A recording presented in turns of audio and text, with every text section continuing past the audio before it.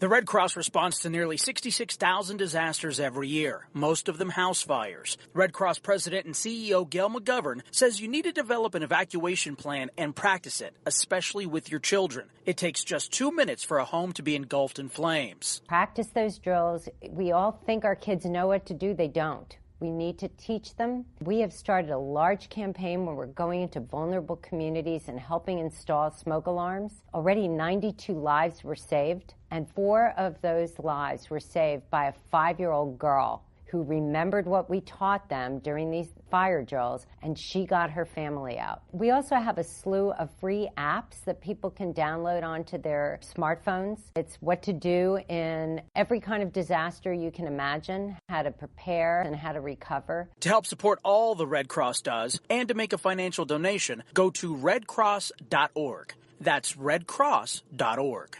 See that cute little dog in the pet store window? Chances are it came from a puppy mill.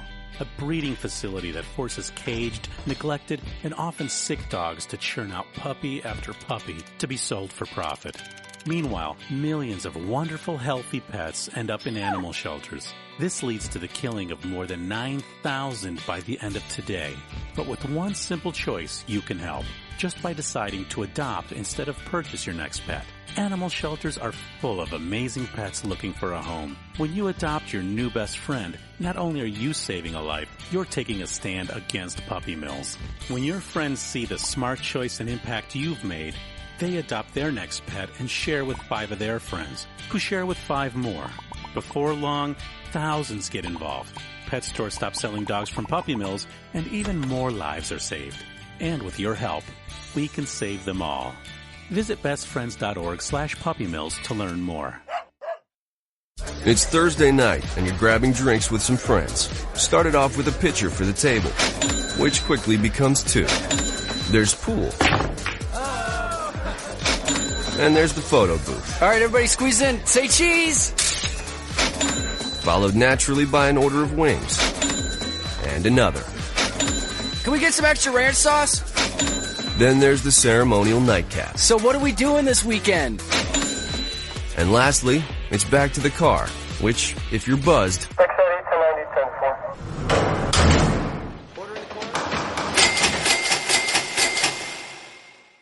could be the most expensive night of your life. Getting pulled over for buzzed driving could cost you around $10,000 in fines, legal fees, and increased insurance rates. Nothing kills a buzz like getting pulled over for buzzed driving, because buzzed driving is drunk driving. Brought to you by the National Highway Traffic Safety Administration and the Ad Council. Hi, I'm Jeremy Schaap. You may know me from ESPN's Outside the Lines and Sports Center. What you probably don't know is that I've suffered from Crohn's disease for almost 20 years. The Crohn's and Colitis Foundation of America's Take Steps, Be Heard walk program is the largest national walk program dedicated to raising funds and awareness to combat Crohn's disease and ulcerative colitis. To learn more about how you can help and to find a walk site near you, please visit www.cctakesteps.org. Think fast. In the short time it takes to listen to this message, a small flame can turn into a big fire. Several minutes more, and thick, poisonous smoke may have filled your lungs and reduced your ability to respond. Give it 5, and your entire home may be filled with flames. Keep breathing. We've got you. Don't let your world go up in smoke. Have working smoke alarms and practice an escape plan for you and your loved ones. Learn more at usfa.fema.gov, because fire is everyone's fight. Have you mixed your pain meds, your sleep meds, your allergy meds? Call the Poison Helpline. Has your child eaten a tube of toothpaste, a chip of paint, a wild mushroom? Call the Poison Helpline. Have you been bitten by a spider, a snake, an insect? Call the Poison Helpline. Poisonings can happen at the home, on the job, or in the great outdoors. Call the Poison Helpline first for fast, free advice from medical professionals. Call 1-800-222-1222 anytime, anywhere. 1-800-222-1222. Save the number, save a life. Brought to you by the U.S. Department of Health and Human Services. Every day, the men and women of the United States Marine Corps demonstrate their commitment to defend the American way of life. Since 1775, we have served our nation as a force in readiness. From combat operations to humanitarian assistance in every corner of the world. No matter where the mission takes us today, or wherever our country needs us tomorrow, we always remember the land we call home. As Marines, we take a stand for each other, for our nation, for us all. The few, the proud, the Marines. Hi, I'm Hillary Duff. As a mom, I'm proud to support the March of Dimes in helping more women have full-term pregnancies and healthy babies. That's why I walk in March for Babies. The money we raise funds research and local programs that help babies overcome the challenges of premature birth and birth defects. Sign up today at marchforbabies.org. Together, we can help make healthier babies possible for thousands of families. The following program is closed captioned for the thinking impaired. Zinc Media. Feel the power of knowledge.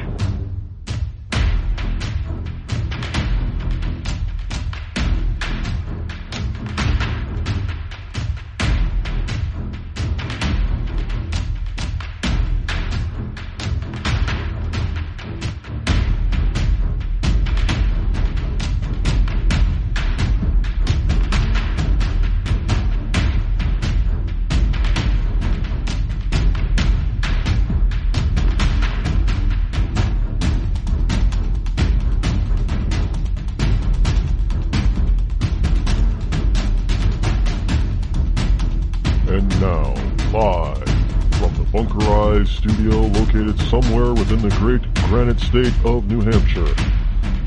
It's Rod Eccles. And a good Tuesday morning to you, one and all. Tuesday, July number 25 in the year of our Lord 2017, and we are back. Yes, unfortunately, 603-835-3226 is the call-in number. Unfortunately, I had to take the day off yesterday. Was a little bit under the weather. It seems like I haven't been on the air in forever. Not just the typical weekend plus a day. I mean, this is, I just couldn't wait to get back on the air this morning. But yesterday I put it off for as long as I could because I thought, having a little bit of a honey lemon tea and going to bed early the previous night would see me through, but it did not work, unfortunately. And I just needed that extra day to recoup and recover. And I'm 110%, well, I'm going to say I'm 99% back. Still a little bit of lingering. As you get older, you approach 40, get over 40, the immune system isn't as it was when you were 20. I was bulletproof when I was in my 20s. Well, I ain't in my 20s anymore, and I think my body's trying to remind me of that. And that's okay. We can roll with it. We can work with it. We just have to make some changes. They call them lifestyle changes. I just say they're just basic changes. You change your diet a little bit. Maybe you stop doing the things you used to do in your 20s. It just means you have to grow up a little bit more. That's all. That is, unfortunately, what we all have to do as well, it really starts in your 30s, I guess. When you hit the 30 mark, everybody said, well, all the medical professionals and biological professionals say there are some major changes that happen to the human body when it hits 30. And things begin to go downhill from from there. And it becomes a series of managing how fast you go downhill. Evidently, there's no way to prevent it as of yet. You can slow it down. But you can't stop it. And you can't really, this whole notion that, what is it, 40 is a new 20 and 50 is a new 30 or something like that is a bunch of BS. But I understand why they say it, because nobody wants to grow up anymore. Ever since the baby boomers, we stopped wanting to grow up and grow old gracefully, as they say. Well, you know what? I don't mind getting chronologically older. I just don't want to feel it. Yeah, I admit it. I like being able to do many of the things today that I used to do when I was in my 20s. Now, I can't obviously, I'm not in the kind of shape I was back in my physical condition as I was so in my 20s, so I can't do some of the things that I remember roller skating. Some of the things I used to do in roller skating, I could not do today. Now if I lost a ton of weight and got back in shape, physical condition, I probably still could do, all those things I did, those crazy stunts I used to do. However, would I? I don't think I'd be as fearless today. So that's the big thing. Because when you're in your teens and your 20s, you're fearless. You think you'll live forever. So you're more willing to try or do things. Then for some reason, once you hit your 30s and your 40s, and you realize, well, at some point, this thing that they call you is going to end. I hate to be the bearer of bad news, but none of us are getting out of this life alive. So you might as well enjoy it while you're here, within reason, of course. But you don't have to destroy everything, and you don't have to end it sooner than it should. I've seen many people self-destruct and cut their lives far shorter than they should have. We see it all the time coming out of Hollywood and Nashville and New York. Yeah, music industry's out of New York too now. So we've seen actors and musicians cut their lives short by doing stupid things. One of the big numbers is the age of 27. It would seem there are a lot of famous people that have died at the age of 27. I don't know why that is. Is it a coinkydink? I don't know what it is. Somebody is asking about the site. Yes, there was a major hiccup in the website. The website will be back up later this week. It went down. It went down sporadically. They can't really give me a full explanation that I can understand. They give me all this gobbledygook, but it went down worldwide. I don't know, the mirroring sites or what have you. Something. Evidently, there was. I don't know if they were telling me there was an attack, a phishing attack, or something like that on the site. But it just wasn't my site. There are a number of sites, I guess, somewhere in the neighborhood of 10,000 sites like this, like mine, that had the type of coding that mine had, I guess, where that they were hosting had been attacked and were taken down. And so instead of just going with the backup and putting it and having the backup, because it's got the same coding, so it would probably, we don't know what it is.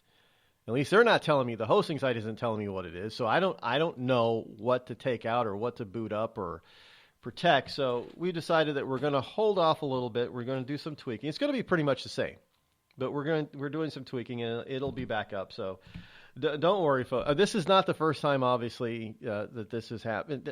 Look, our people we've got cyber attacks that go on constantly out there. Constantly. I have no idea, what they plan. There's nothing on my site for people to get, but we will be making some security changes on the site.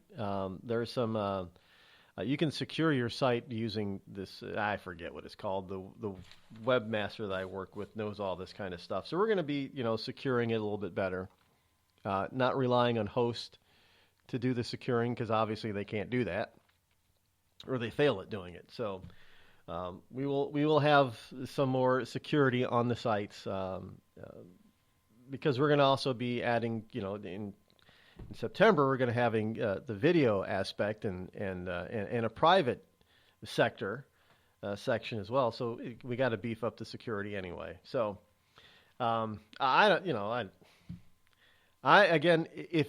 I really probably should know how to be a tech whiz, because being in the dark, and listening to these people, I don't know what the hell's going on most of the time.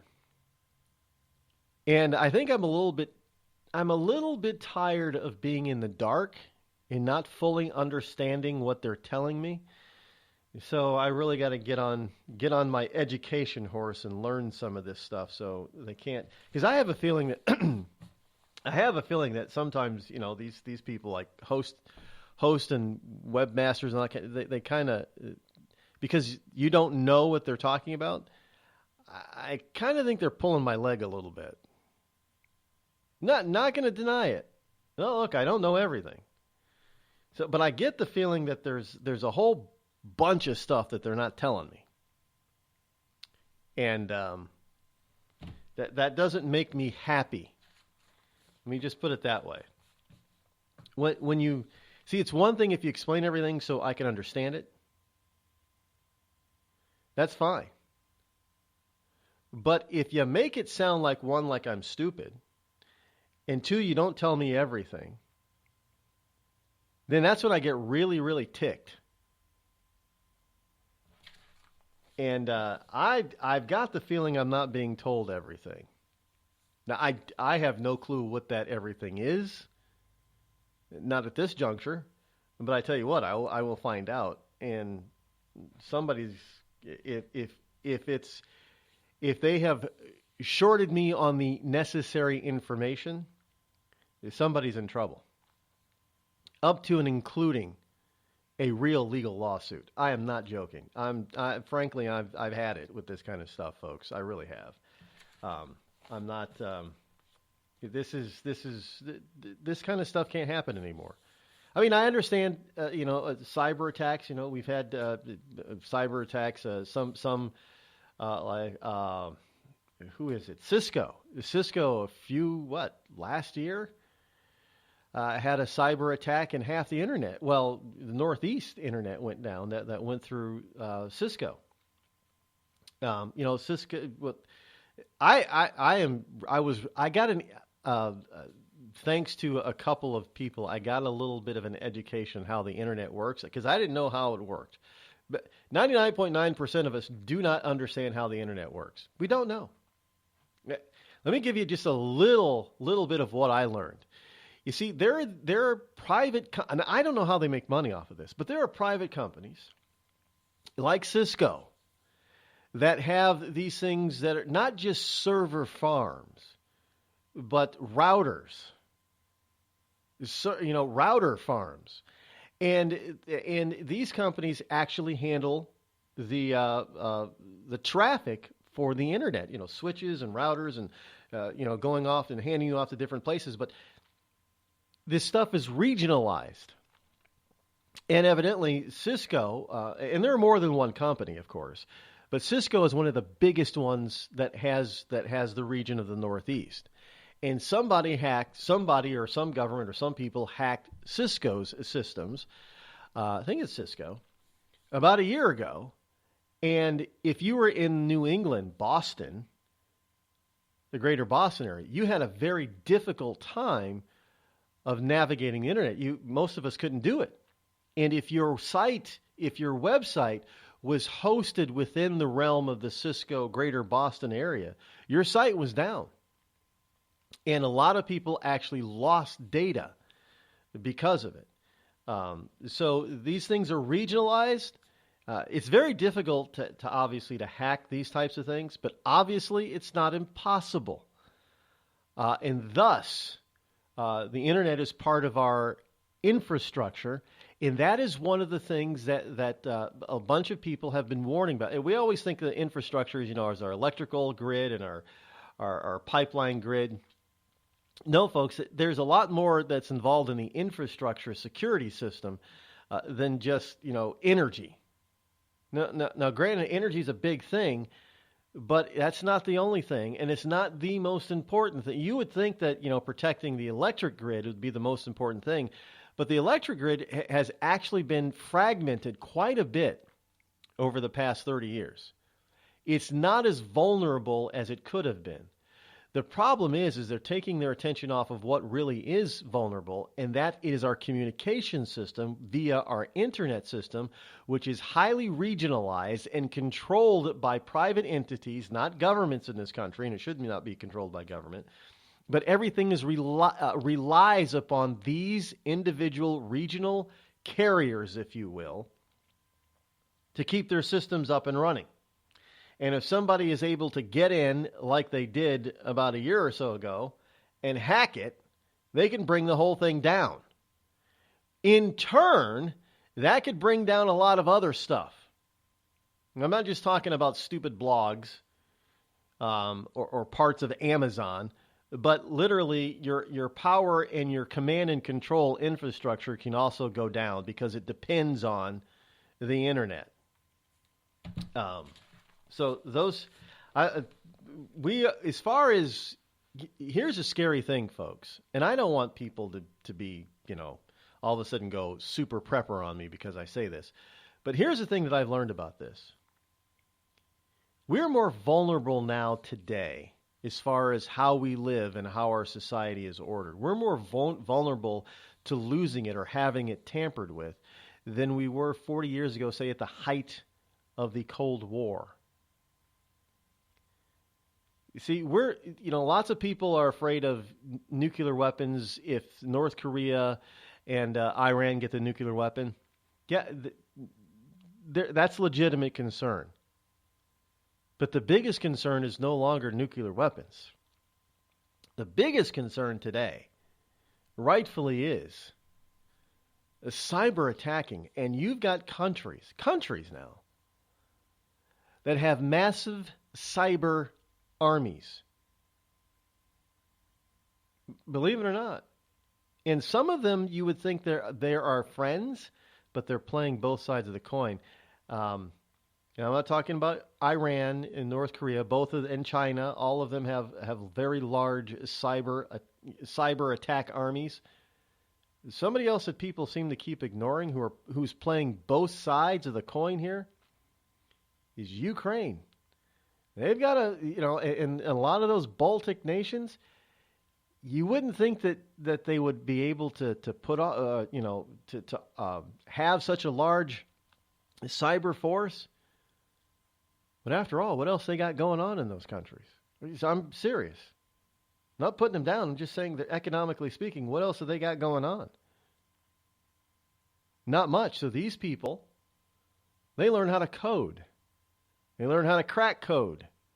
And they know how to make the code look like, when they crack a code, they know how to make it look like somebody else did it. They're smart people. So never underestimate your enemies, of course, but then never underestimate your frenemies either.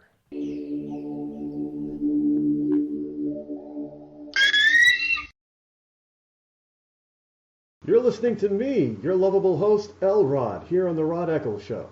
We've all heard of male enhancement, but now there's an expert on true male enhancement in the areas that really count. In Herb Ellis's book, Husband 2.0, Real Male Enhancement, you'll find answers to questions like, why doesn't she want to have sex? A quick start, quick results workout guide, plus what you can do as a side hustle to make money now. With all the great tips in this book, every man can benefit.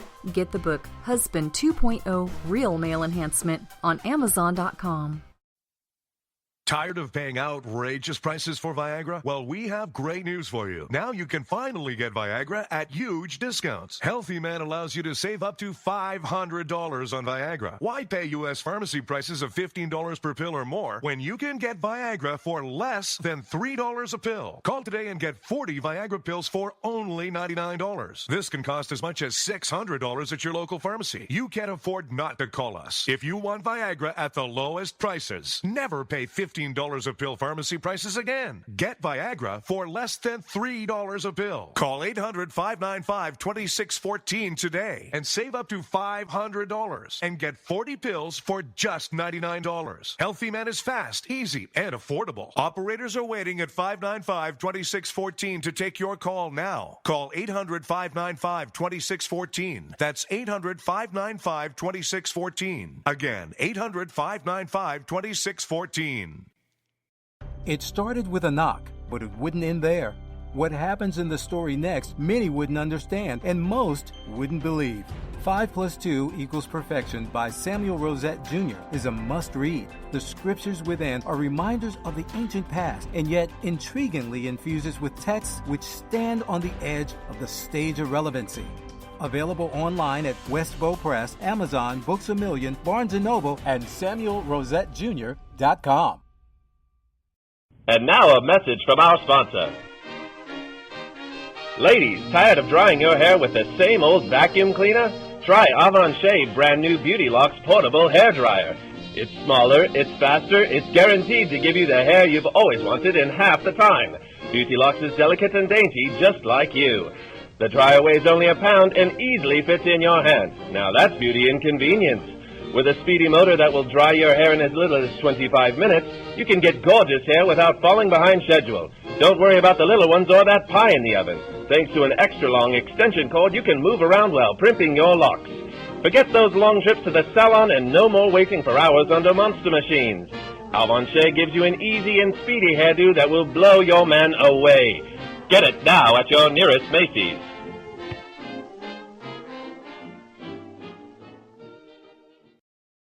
You're listening to The Rod Eccles Show. Let truth be told.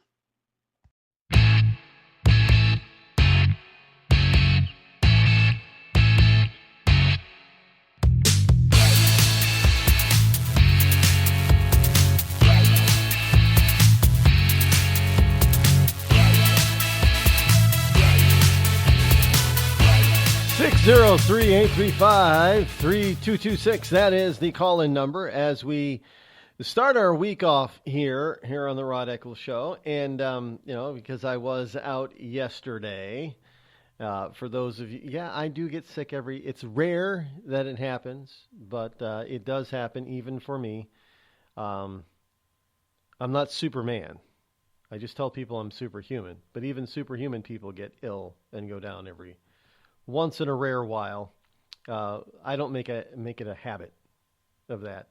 But in any case, so we have all of this stuff that's been going on within the Trump administration,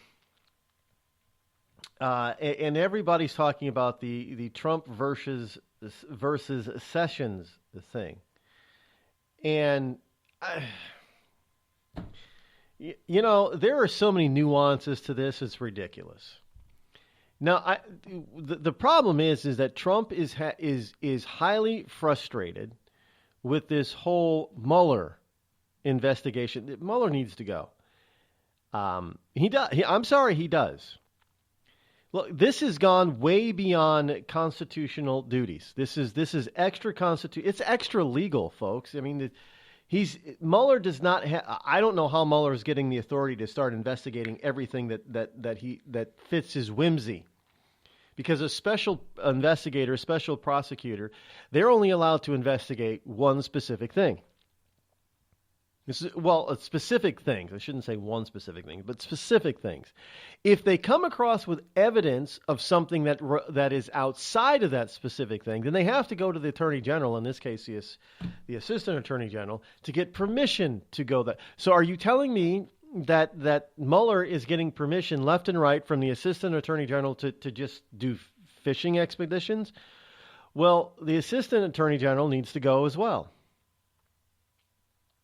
Now, this is not obstructing justice, people.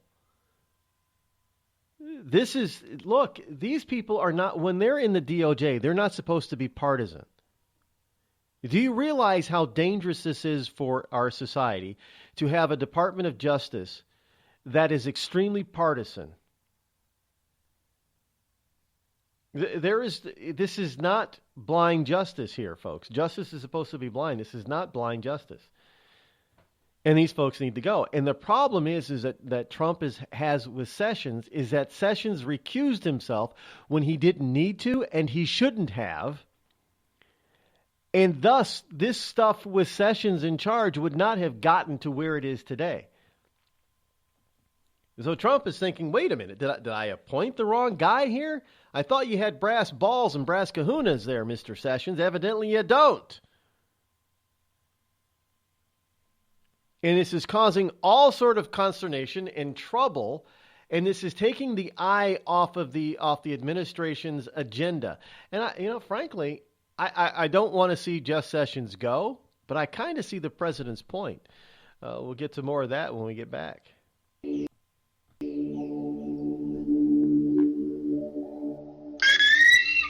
The Red Cross responds to nearly 66,000 disasters every year, most of them house fires. Red Cross President and CEO Gail McGovern says you need to develop an evacuation plan and practice it, especially with your children. It takes just 2 minutes for a home to be engulfed in flames. Practice those drills. We all think our kids know what to do. They don't. We need to teach them. We have started a large campaign where we're going into vulnerable communities and helping install smoke alarms. Already 92 lives were saved, and 4 of those lives were saved by a 5-year-old girl who remembered what we taught them during these fire drills, and she got her family out. We also have a slew of free apps that people can download onto their smartphones. It's what to do in every kind of disaster you can imagine, how to prepare and how to recover. To help support all the Red Cross does and to make a financial donation, go to redcross.org. That's redcross.org.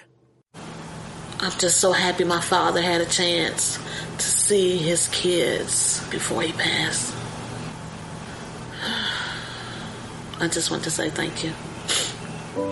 When her father fell ill, the American Red Cross was able to help get Veronica's brother home from the Navy to speak to his father one last time.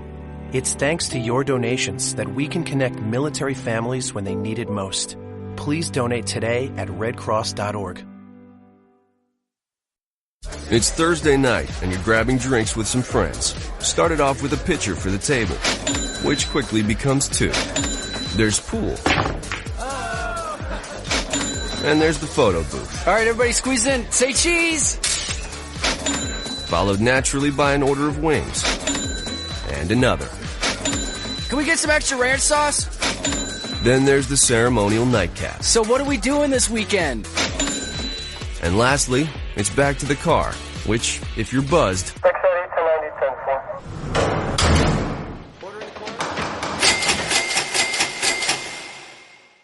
could be the most expensive night of your life. Getting pulled over for buzz driving could cost you around $10,000 in fines, legal fees, and increased insurance rates. Nothing kills a buzz like getting pulled over for buzz driving, because buzz driving is drunk driving. Brought to you by the National Highway Traffic Safety Administration and the Ad Council. Every day, the men and women of the United States Marine Corps demonstrate their commitment to defend the American way of life. Since 1775, we have served our nation as a force in readiness. From combat operations to humanitarian assistance in every corner of the world. No matter where the mission takes us today, or wherever our country needs us tomorrow, we always remember the land we call home. As Marines, we take a stand for each other, for our nation, for us all, the few, the proud, the Marines.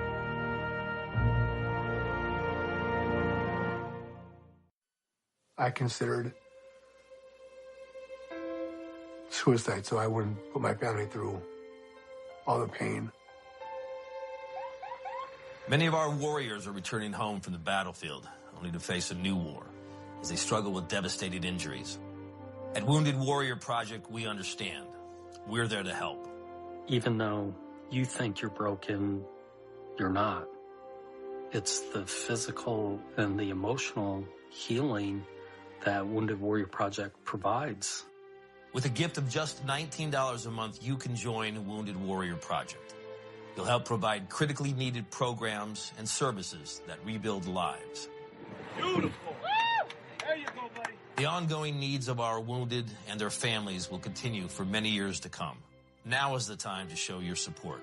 Call now or go online with your gift of just $19 a month, and we'll send you this Wounded Warrior Project blanket. It made me feel that there's people out there that care about us, after this event, we can finally maybe start to heal as a family and move forward. We need your help. The families are hurting. For many of our wounded heroes, the greatest casualty is being forgotten. That's why your gift of just $19 a month is so important. Please call or go online right now.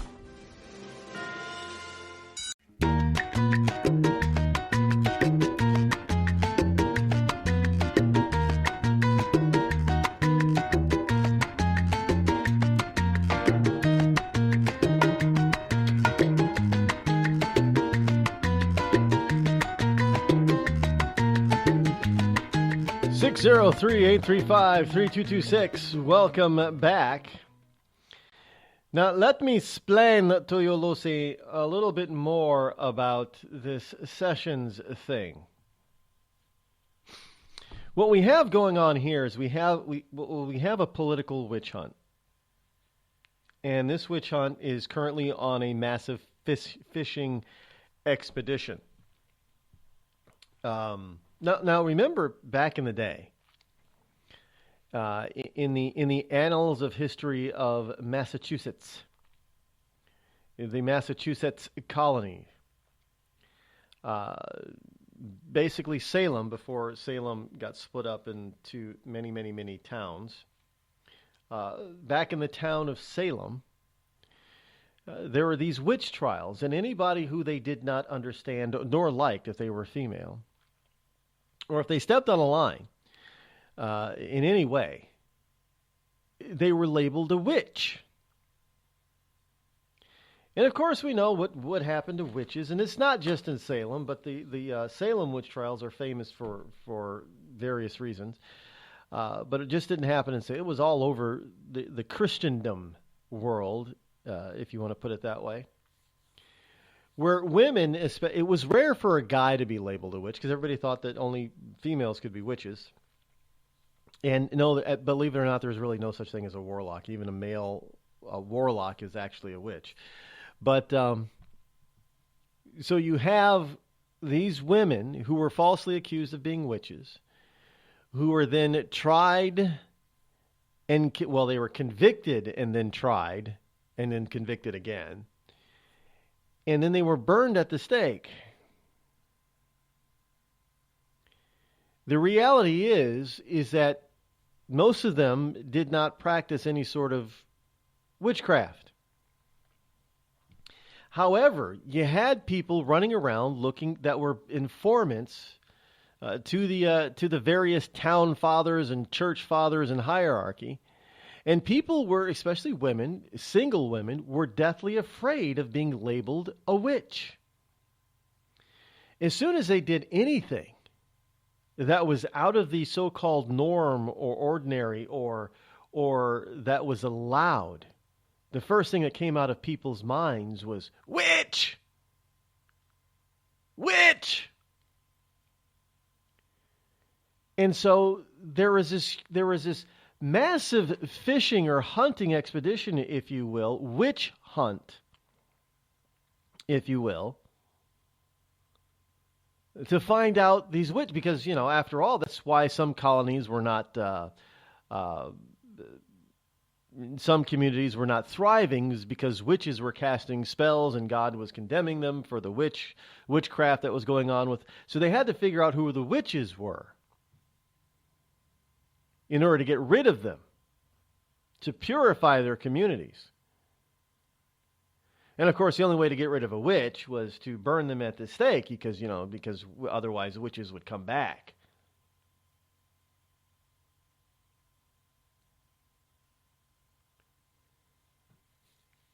And that's the only way you could get rid of a witch.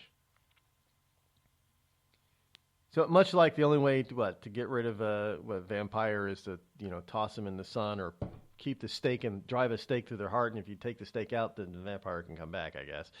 And werewolves, you have to chop off their heads. So there are these things that you have to do in order to keep these evil creatures from coming back to life. And so This is what they did to so-called accused witches, many of whom did not practice any sort of occultish behavior, probably didn't even know any spells at all, not even basic ones, whatever basic might be. And yet they were accused of it and burned at the stake. Well, this is the same thing that is basically happening, but in a political sense, with the Trump administration. They keep drawing in more and more players, even though there's nothing there, because they want to politically burn Donald Trump and everybody in his administration at the stake.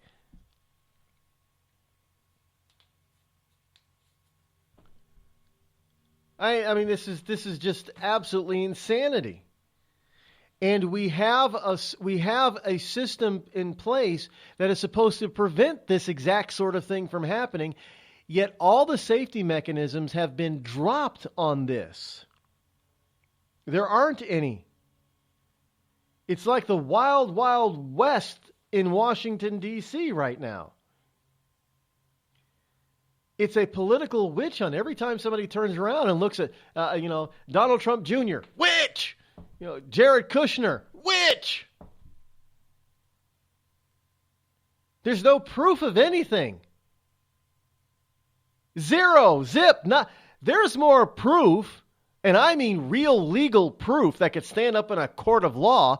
There's more real proof of collusion and other coordinated stuff between the Russians and Americans from the Obama administration and the Clintons.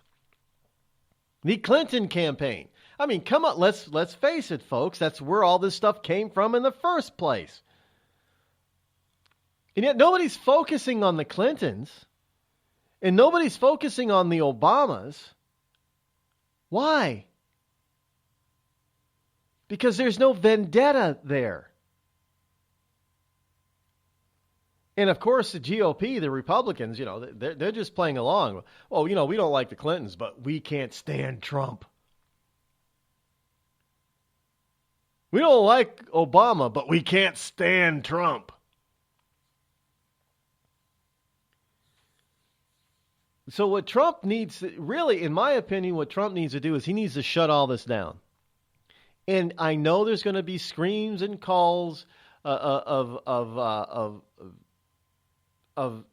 blocking justice, obstruction of justice. That's not the case. Because justice is not what we're getting right now. It's not. It's a farce. It's a mockery. And as I've said, what the president needs to do is, you know what? Fine. We're going to go this direction then if you want to. Mueller's fired. This whole thing is done. The assistant attorney general is fired. What we're going to do now is we're going to get a special prosecutor. We're going to look into the Clintonistas. We're going to get another special prosecutor. We're going to look into the Obama administration. And if we find stuff, we'll bring it to you.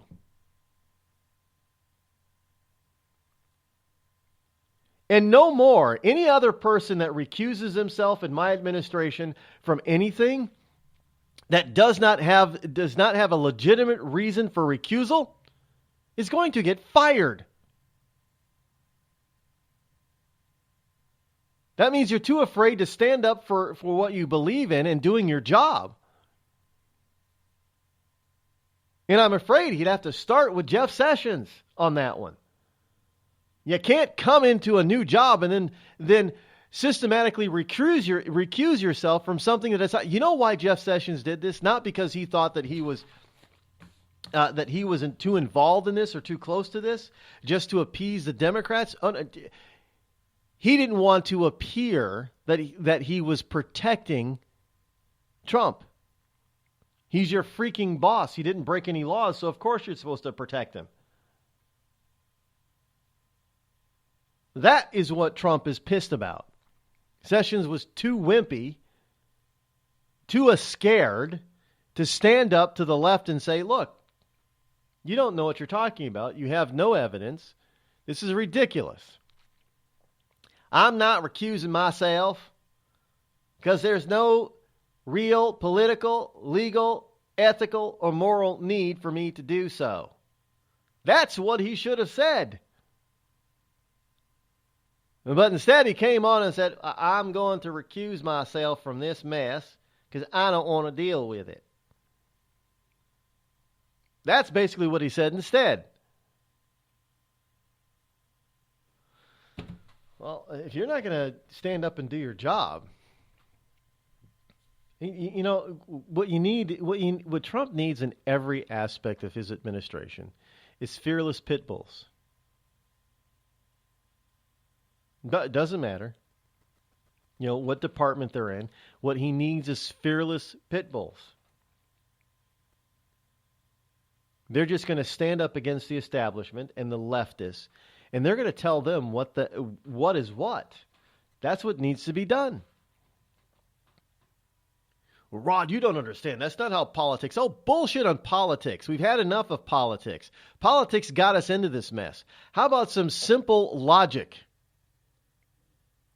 How about some simple ethics? How about bringing morality back to Washington, D.C.? We can kick politics out of it. And I'm sick and tired of hearing people say, well, this is not a very presidential response. How do you know what presidential is? You've got some false notion, some godlike notion of what presidential is supposed to be. It's supposed to be Obama? Is that your idea and ideal of presidential?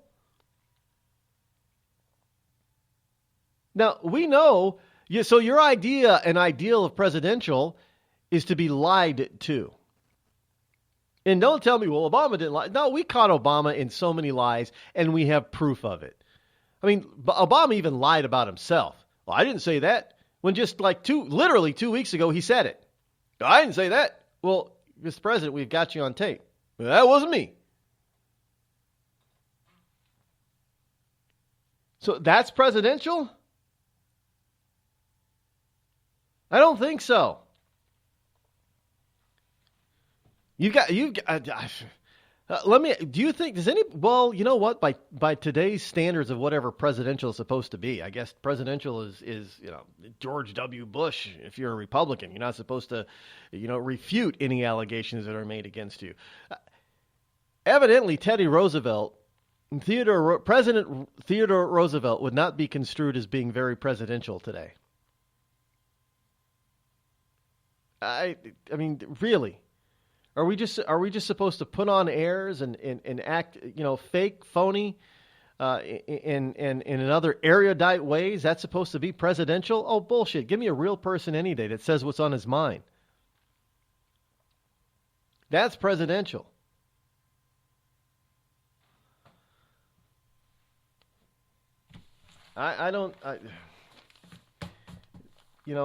Sessions, well, I know some people are probably not going to agree. Well, I don't think Sessions should go, right? Yeah, he should. If he's not going to be, if he's going to recuse himself every time something tough comes up, he's useless.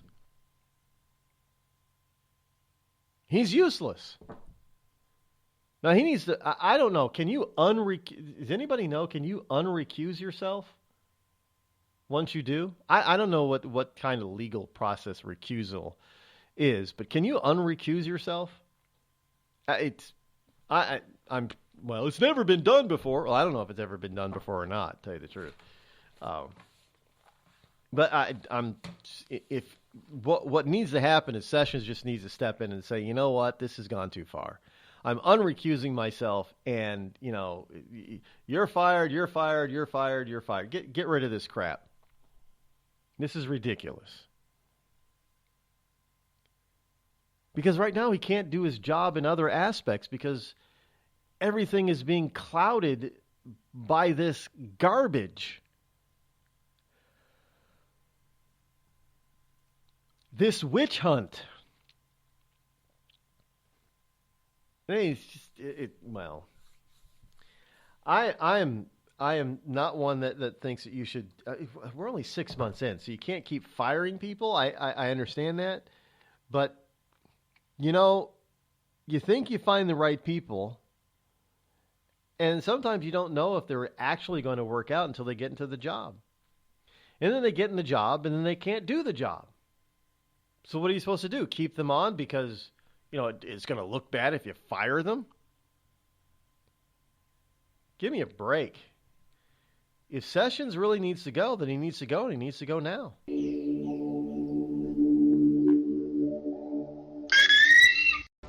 Hello, America. It's me, your history. I remember a time when we thumbed our nose in a king's face, sent him packing. And when fascists and emperors talked a little bit too loud, we showed up, tore their cities to the ground, and then rebuilt them just to prove we could. We put men on the moon, we won a Cold War, and we elected fearless leaders who led fearless people.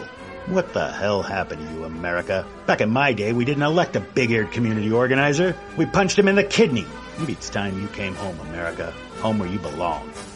We've all heard of male enhancement, but now there's an expert on true male enhancement in the areas that really count. In Herb Ellis's book, Husband 2.0, Real Male Enhancement, you'll find answers to questions like, why doesn't she want to have sex? A quick start, quick results workout guide, plus what you can do as a side hustle to make money now. With all the great tips in this book, every man can benefit.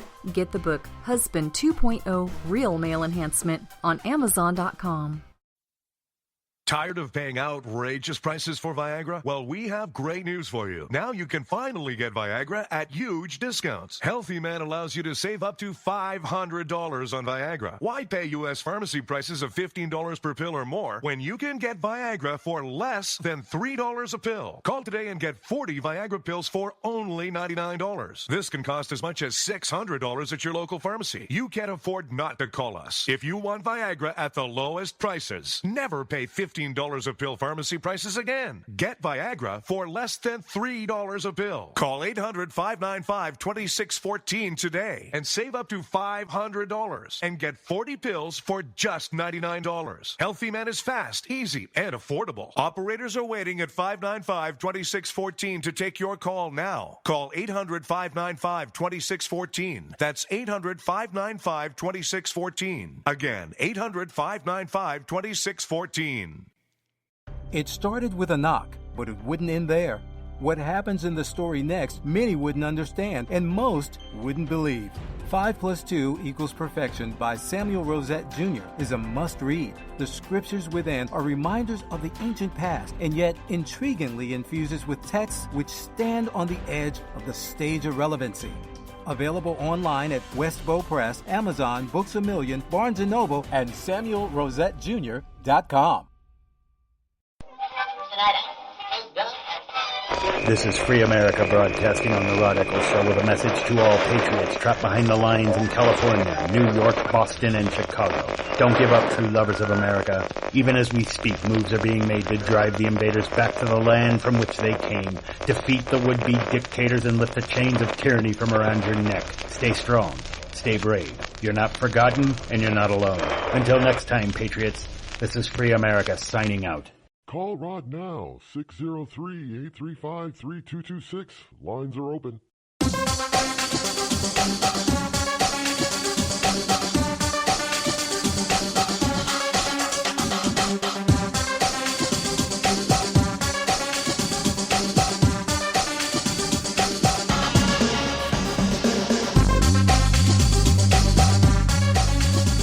Trump is ending a program out there.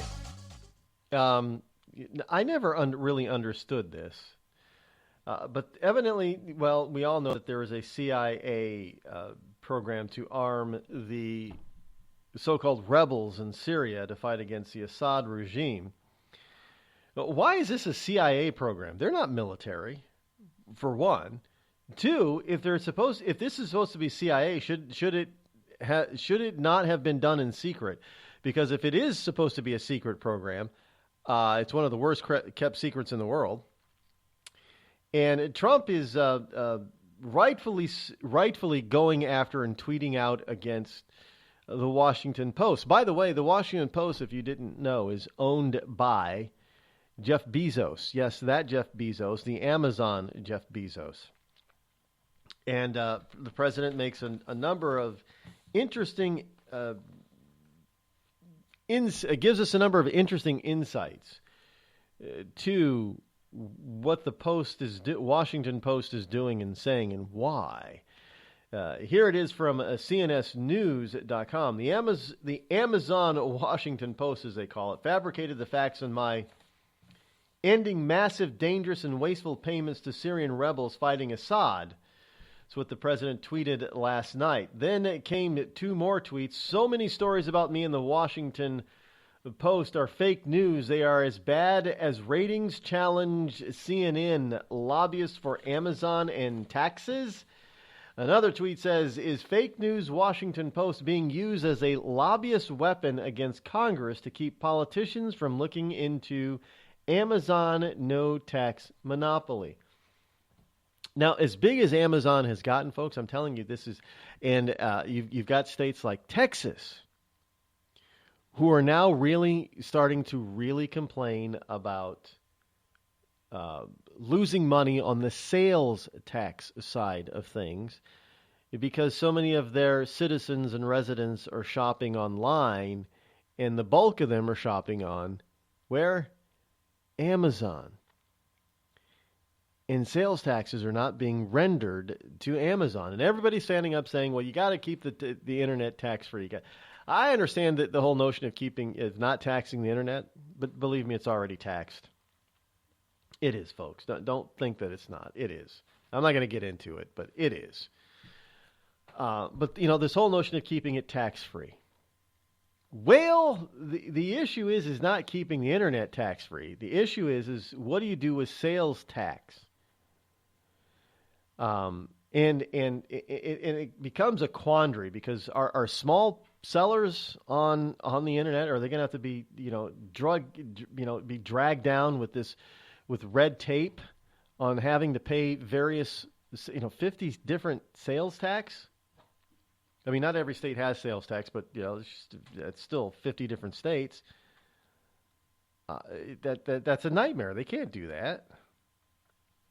So they're going to have to come up with some other solution, and companies like Amazon have been fighting against states being able to attach sales tax because that gives Amazon basically an advantage. Much like living here in New Hampshire, and New Hampshire businesses have a so-called unfair advantage over bordering towns in Massachusetts because New Hampshire does not have a sales tax, and Massachusetts sales tax is like 5.25%, something like 5% at least.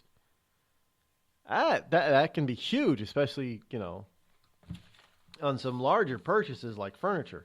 You can't get away with it if you purchase a car because you'll end up having to go to the DMV in Massachusetts, whatever they call it down there, and paying the sales tax as well as your registration. So you can't get away with it there.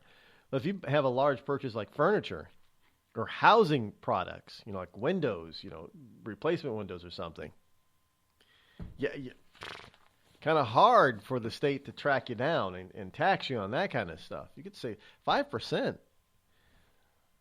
on a furniture order can be a lot of money. We're talking hundreds of dollars here. Potentially. It's a $10,000 dining room, living room set. You're going to save $500. Just saying. The taxes this is what this is all about. And Bezos obviously has his own thoughts in this stuff. And don't think that Bezos is neutral. He's not. And don't think that he's hands off of the Washington Post, because everybody who works at the Washington Post says he's not. So in any case, this whole CIA program is on the way out for good reason. 1, because it's not working. 2, because it's costing the United States too much money. 3, we're not getting any benefit for it other than, possibly the arms sales.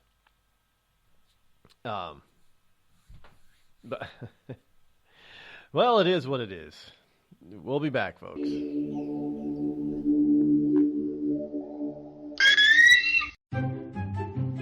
Have you ever thought to yourself, I'm a leftist elite Hollywood a-hole? If so, good news. The Rod Eccles Hollywood Community College is now open, featuring such courses as unemployment is not paid vacation. No, Americans don't want to spend $19 for an order of french fries, and the ever popular shut the hell up.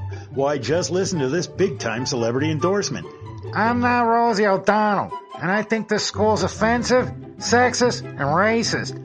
And I think you're a giant a-hole who needs to shut the hell up. Hey, we teach a course in that.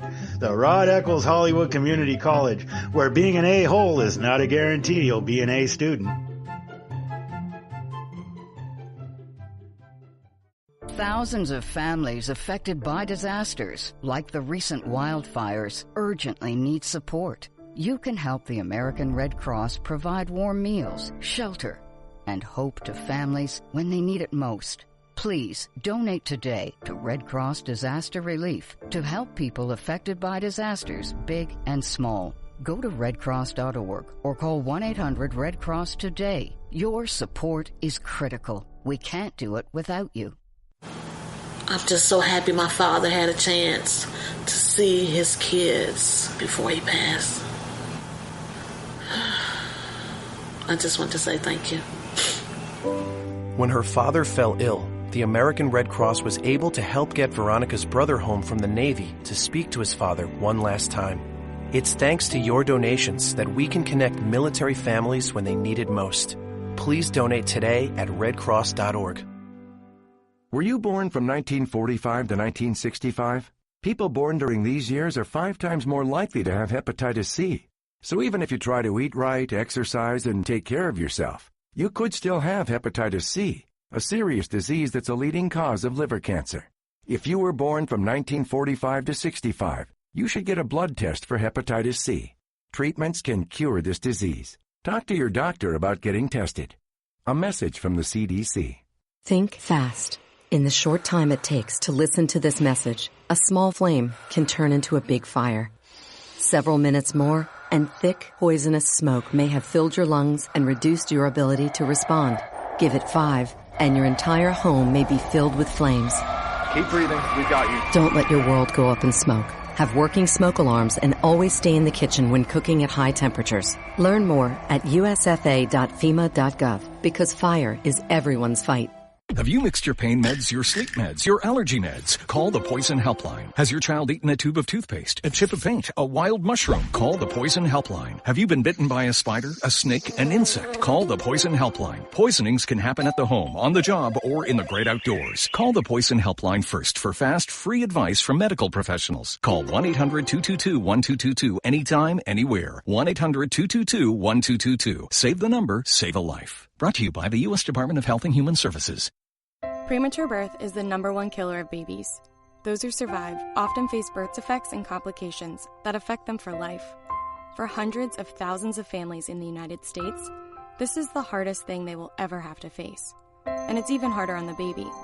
March of Dimes is providing education and support to families and funding life-saving research to give every baby a fighting chance.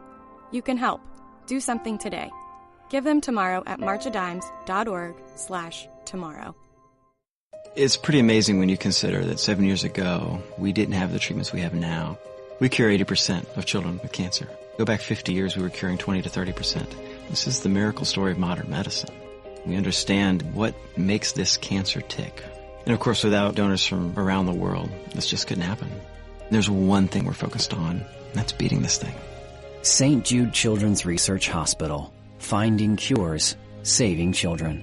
Learn more at stjude.org. Not on my watch, our military service members say, as they volunteer to serve. As they move out, stand firm, and take fire. So not on our watch, we say, to the severely ill or injured veterans who can't get the care they deserve to live full and independent lives, even when there's no government funding or a nursing home seems like the only option. We won't leave one warrior behind. Not on our watch. Join us at findwwp.org. Every day, the men and women of the United States Marine Corps demonstrate their commitment to defend the American way of life. Since 1775, we have served our nation as a force in readiness. Get some rear security. From combat operations to humanitarian assistance in every corner of the world. No matter where the mission takes us today, or wherever our country needs us tomorrow, we always remember the land we call home. As Marines, we take a stand for each other, for our nation, for us all. The few, the proud, the Marines.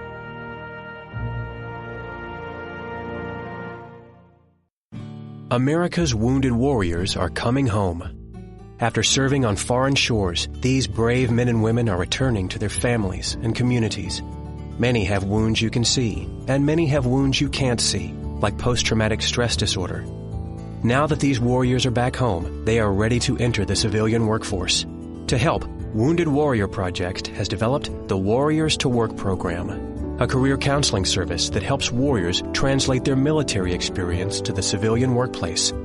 These extraordinary men and women bring proven world-class job skills and a unique perspective on teamwork to the job.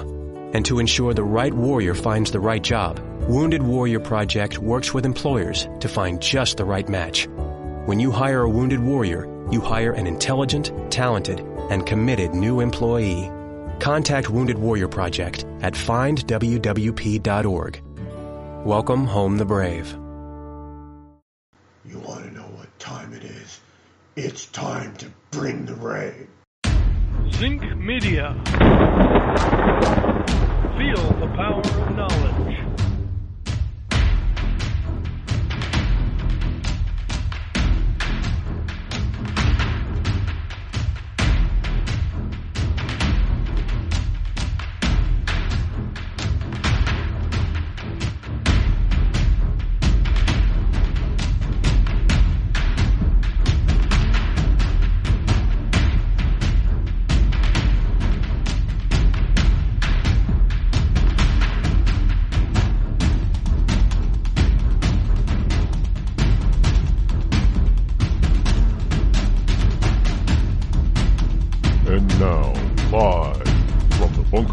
Studio located somewhere within the great granite state of New Hampshire.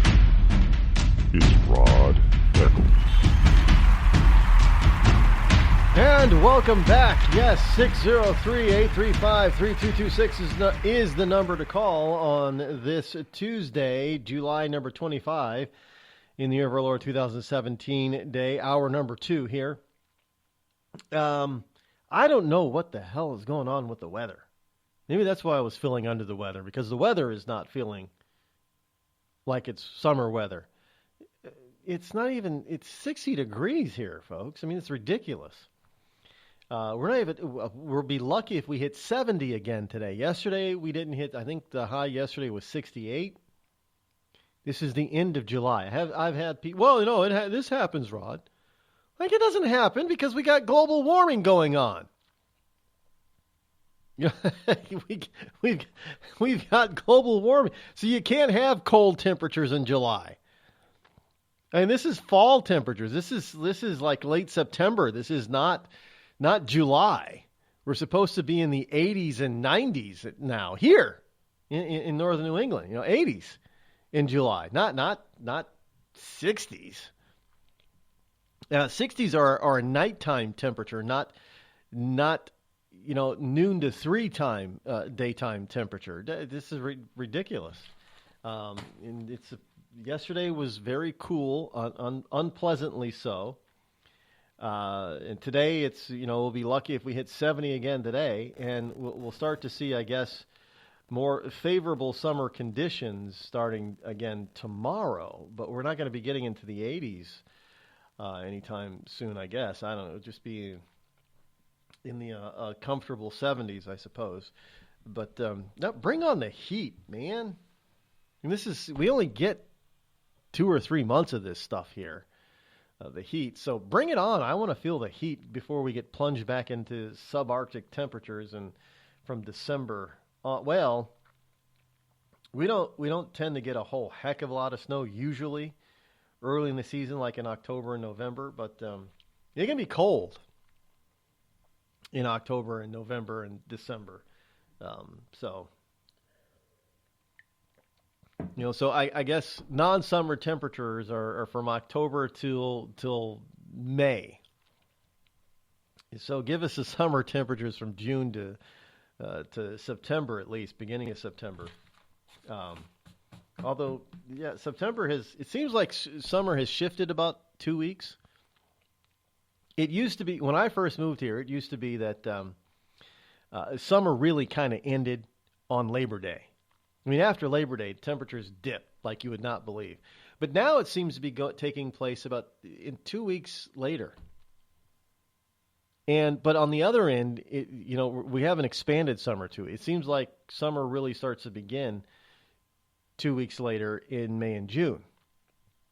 It used to be a little bit warmer towards the middle and early part of May, but now it's, you got to get into June before you start really warming up and staying up. But did that not this year though? I mean, this year June was kind of blah.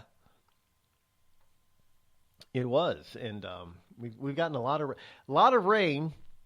Drought has ended. Some places have had flooding, and yet we have some communities in Massachusetts that still have drought restrictions. I kid you not.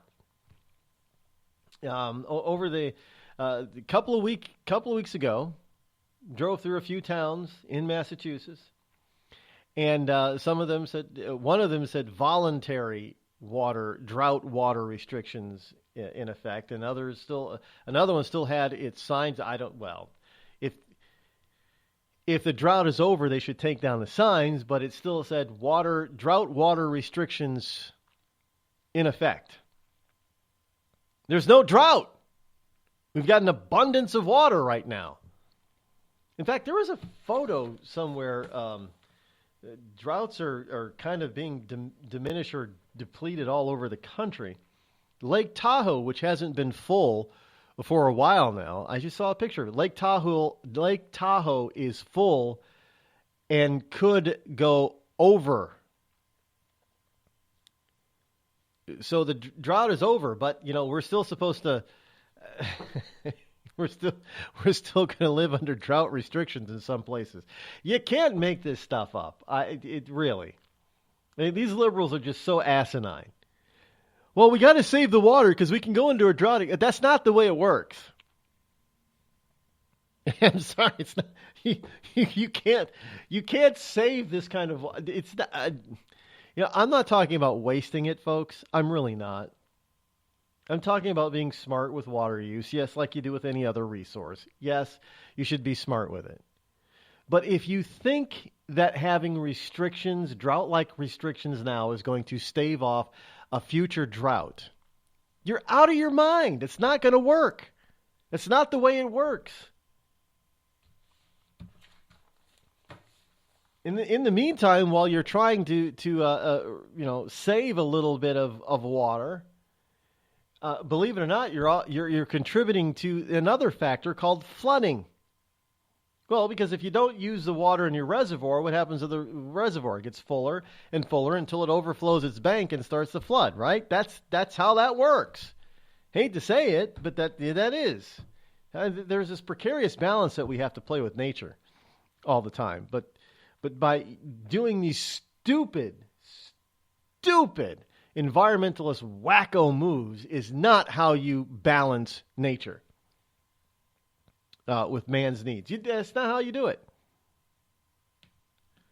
And I think we have a rather significant.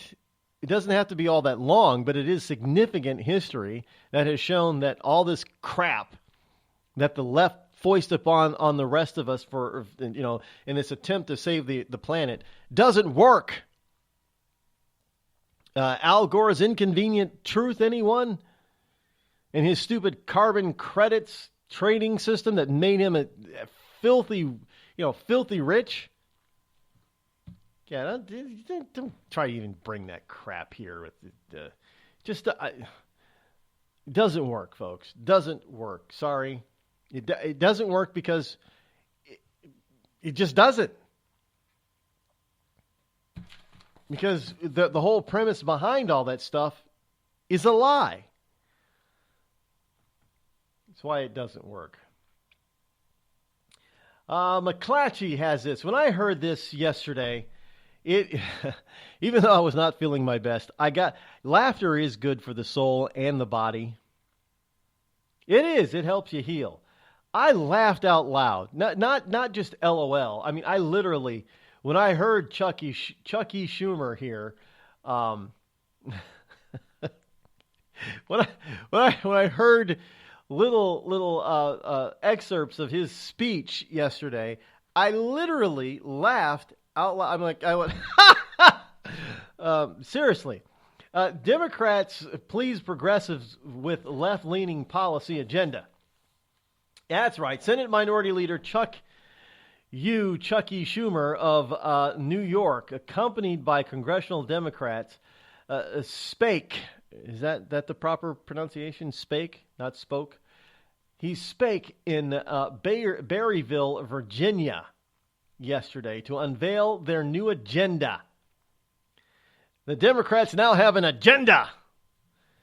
Taking a page from Newt Gingrich and his contract with America, which the wonderful Democrats at the time labeled it Contract on America. But as we see, it worked. And Chuck U. Schumer is saying that, we got to have better jobs, better wages, better future, a better deal. There was a movie back in the 80s, one of those teen exploitation beach movies. Remember those from the 80s? What was the name of it? The main character's name was Scott. I remember that. And he would always talk about, how do you get girls? And Scott said, you got to offer them the BBD. The BBD? What's the BBD? The bigger, better deal. It's just one of those teen, hookup exploitation movies. I can't remember the name of it. Something Beach or I don't know. But he would say it was the BBD, the bigger, better. That's what girls fell for, was the BBD, the bigger, better deal. Is this what Democrats are falling for? Better jobs, better wages, better future, a better deal. That's the only thing I can think about. This is the BBBBD.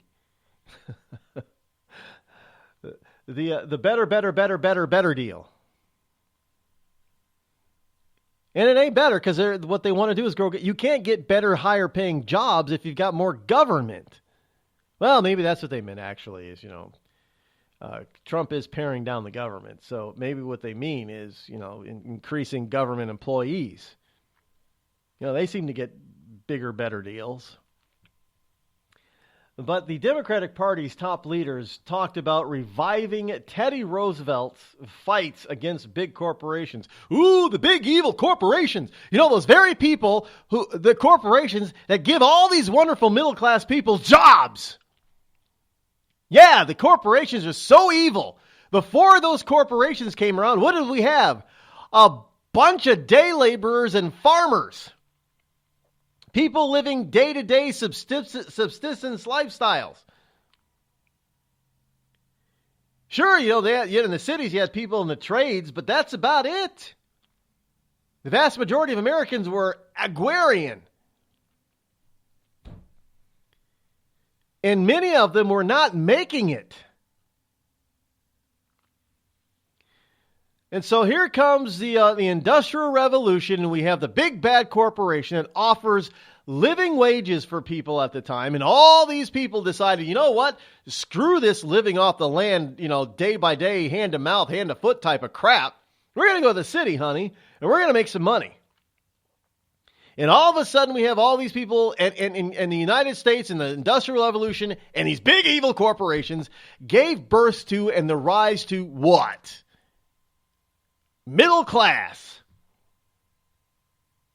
Now, I know it's a little bit more, it's a lot more complicated than that, and it took them a while to get to that point. What did Henry Ford do? Henry Ford paid his employees a living wage so they could afford to buy their own cars from the Ford plant, right? Yes. That really helped usher in what? The middle class.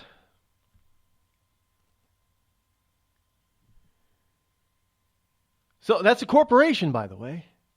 Wasn't government that did that. So he's reviving Teddy Roosevelt's fight against big corporations. He mimicked Bernie Sanders' calls for massive minimum wage hikes. As we know, minimum wage hikes has been costing people their jobs in places like San Francisco and Seattle. But, what the hell? And he echoed Franklin Roosevelt's promise to deliver a New Deal to the American people. Now, the New Deal from Franklin Delano Roosevelt was actually a contract on America, not a contract for America. Don't doubt me. We're still feeling the ill effects of that bad deal. You're listening to the Rod Eccles Show, the coolest, most politically incorrect, conservative black man on the planet. Tired of paying outrageous prices for Viagra? Well, we have great news for you. Now you can finally get Viagra at huge discounts. Healthy Man allows you to save up to $500 on Viagra. Why pay U.S. pharmacy prices of $15 per pill or more when you can get Viagra for less than $3 a pill? Call today and get 40 Viagra pills for only $99. This can cost as much as $600 at your local pharmacy. You can't afford not to call us. If you want Viagra at the lowest prices, never pay $15 a pill pharmacy prices again. Get Viagra for less than $3 a pill. Call 800-595-2614 today and save up to $500 and get 40 pills for just $99. Healthy Man is fast, easy, and affordable. Operators are waiting at 595-2614 to take your call now. Call 800-595-2614. That's 800-595-2614. Again, 800-595-2614.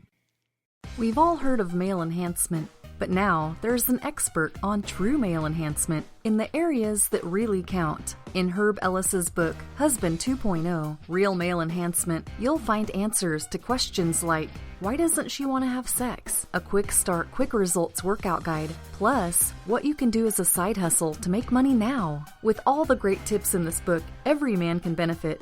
Get the book, Husband 2.0, Real Male Enhancement, on Amazon.com. It started with a knock, but it wouldn't end there. What happens in the story next, many wouldn't understand, and most wouldn't believe. 5 + 2 = Perfection by Samuel Rosette Jr. is a must-read. The scriptures within are reminders of the ancient past, and yet intriguingly infuses with texts which stand on the edge of the stage of relevancy. Available online at Westbow Press, Amazon, Books A Million, Barnes & Noble, and SamuelRosetteJr.com. You know, a couple of weeks ago, a long-haired young person came into our bank and said to me, I bet you won't lend me money to buy an electric guitar. Well, he was making $100 a week, and he was over 18, and I said, I bet you I will lend you money to buy an electric guitar. And I did. So what happens?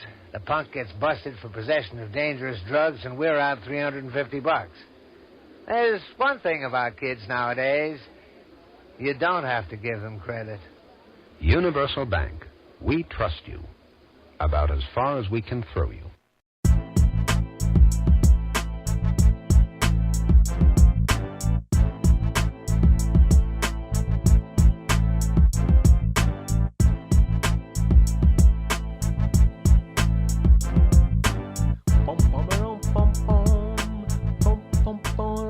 Welcome back. You know, one of the things in this article, this piece from McClatchy that really got my attention, it made me laugh early this morning, as well as the speech given by Chucky Schumer, was this person by the name of Tamara Drought, Vice President of Policy and Research at the liberal think tank Demos.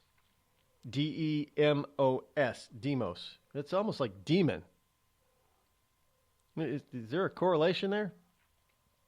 Is that? I'm not going to doubt that that's not that. Well, we'll let it go at that. And she said, for a long time, the Democratic Party has been pretty timid about the role of government. What? Timid about what? How has the Democratic Party been timid on the role of government? Obamacare is pretty timid. Talking about, universal health care is timid. What? Whose government are they talking about? Not the government here in the U.S. of A. That's for damn sure. So she goes on to say it's a good thing to see them leaning into it. Leaning into what? These people continually, they spout off and say a lot of words without saying a damn thing. I find it fascinating how some people can use a lot of verbiage, a lot of words, and by the end of the conversation, they've actually said little to nothing. I wonder if Democrats ever watch televangelists. I always bring this up. Many moons ago, I was sitting up late one night, and I can't remember, what is that gaudy, ostentatious televangelist network? The one that has Benny Hinn on it. I don't know. I'm flicking through the channels, and I came across this, and there's, I think he's on the Benny Hinn show program. Anyway, there's this televangelist preacher called Rod Parsley. No relation. I know first names are the same, but that's about it. And last name Parsley, as in the wonderful, flavorful spice herb. Rod Parsley, and he gets on there, and he starts out. And he says, "Oh, friends, I've got a message for you. I'm going to show you something right here out of the Word of God that is absolutely fantastic. You got to stick with me on this because it's going to be a wonderful word." Now I'm thinking, "Oh, okay, yeah, go." I didn't know who this guy was at the time.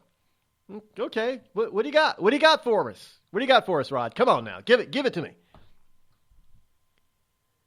20 minutes into it, literally 20 minutes later into his little speech there, he says, "Now don't go anywhere. You got to stick with me now. I'm about to give you something here." I'm thinking, wait, what? You just spent 20 minutes telling me you're going to tell me something, and now you're going back and telling me that you're going to give me the powerful word of God. And before I knew it, he was done and hawking something. Just send in your money, folks, and you will be blessed. And I'm sitting there thinking, well, wait, where's that wonderful word? I missed it. So the guy spent 25 minutes talking without saying a damn thing, and then expects me to send him some money. Like, that's got to be a skill. It's got to be a skill. But this is what Democrats do all the time. They spend all this time bloviating and blustering without saying a damn thing. And everybody jumps up and down. Yay! Oh! Now, for a long time, the Democratic Party has been pretty timid about the role in government. It's a good thing to see them leaning into it. What does that mean? First of all, the Democratic Party has not been timid about the role of government. And what the hell does it mean, leaning into it? Leaning into what? Into wanting even bigger government? Well, that must be what it means. Because Democrats don't believe the private sector can do a damn thing without them. So Chuck Schumer and his gang have decided to put forth an agenda that is no different than what it used to be. It's the same damn deal. There's no new deal. It's not a better deal. It's the same deal. So instead of coming up with something that's new, better, different, more energizing, they come up with they just put a new title to it. Oh, better jobs. How are you going to get better jobs unless you grow the government? Because more taxes and more regulation on business is not going to grow jobs. We know this. It's been proven.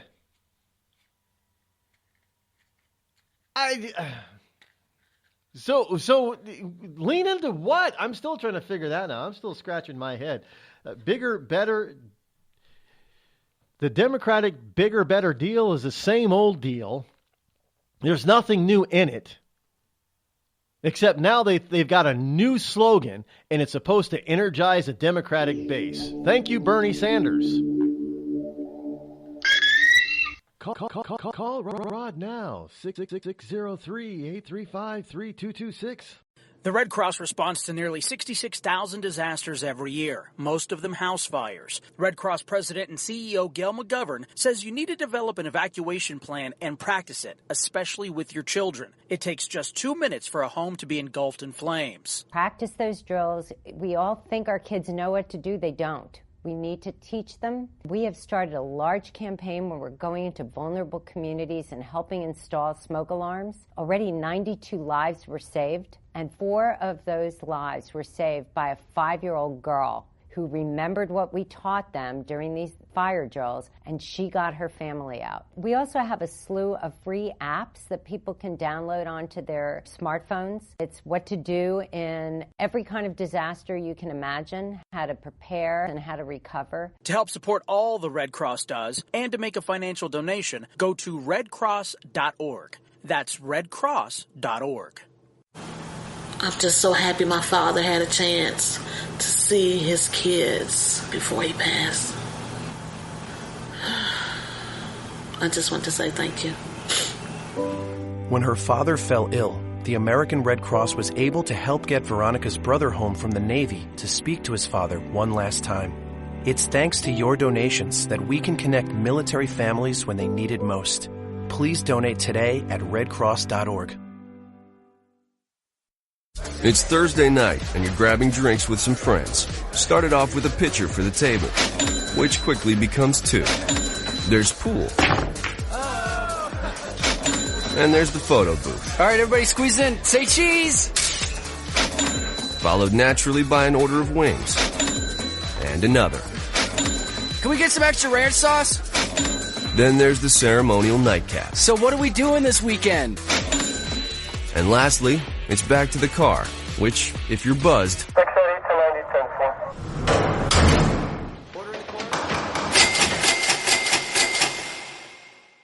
could be the most expensive night of your life. Getting pulled over for buzz driving could cost you around $10,000 in fines, legal fees, and increased insurance rates. Nothing kills a buzz like getting pulled over for buzz driving, because buzz driving is drunk driving. Brought to you by the National Highway Traffic Safety Administration and the Ad Council. Every day, the men and women of the United States Marine Corps demonstrate their commitment to defend the American way of life. Since 1775, we have served our nation as a force in readiness. Get some rear security. From combat operations to humanitarian assistance in every corner of the world. No matter where the mission takes us today, or wherever our country needs us tomorrow, we always remember the land we call home. As Marines, we take a stand for each other, for our nation, for us all, the few, the proud, the Marines.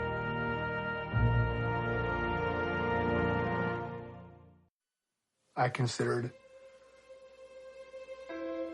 suicide so I wouldn't put my family through all the pain. Many of our warriors are returning home from the battlefield, only to face a new war as they struggle with devastating injuries. At Wounded Warrior Project, we understand. We're there to help. Even though you think you're broken, you're not. It's the physical and the emotional healing that Wounded Warrior Project provides. With a gift of just $19 a month, you can join Wounded Warrior Project. You'll help provide critically needed programs and services that rebuild lives. Beautiful. There you go, buddy. The ongoing needs of our wounded and their families will continue for many years to come. Now is the time to show your support. Call now or go online with your gift of just $19 a month, and we'll send you this Wounded Warrior Project blanket. It made me feel that there's people out there that care about us. After this event, we can finally maybe start to heal as a family and move forward. We need your help. The families are hurting. For many of our wounded heroes, the greatest casualty is being forgotten. That's why your gift of just $19 a month is so important. Please call or go online right now.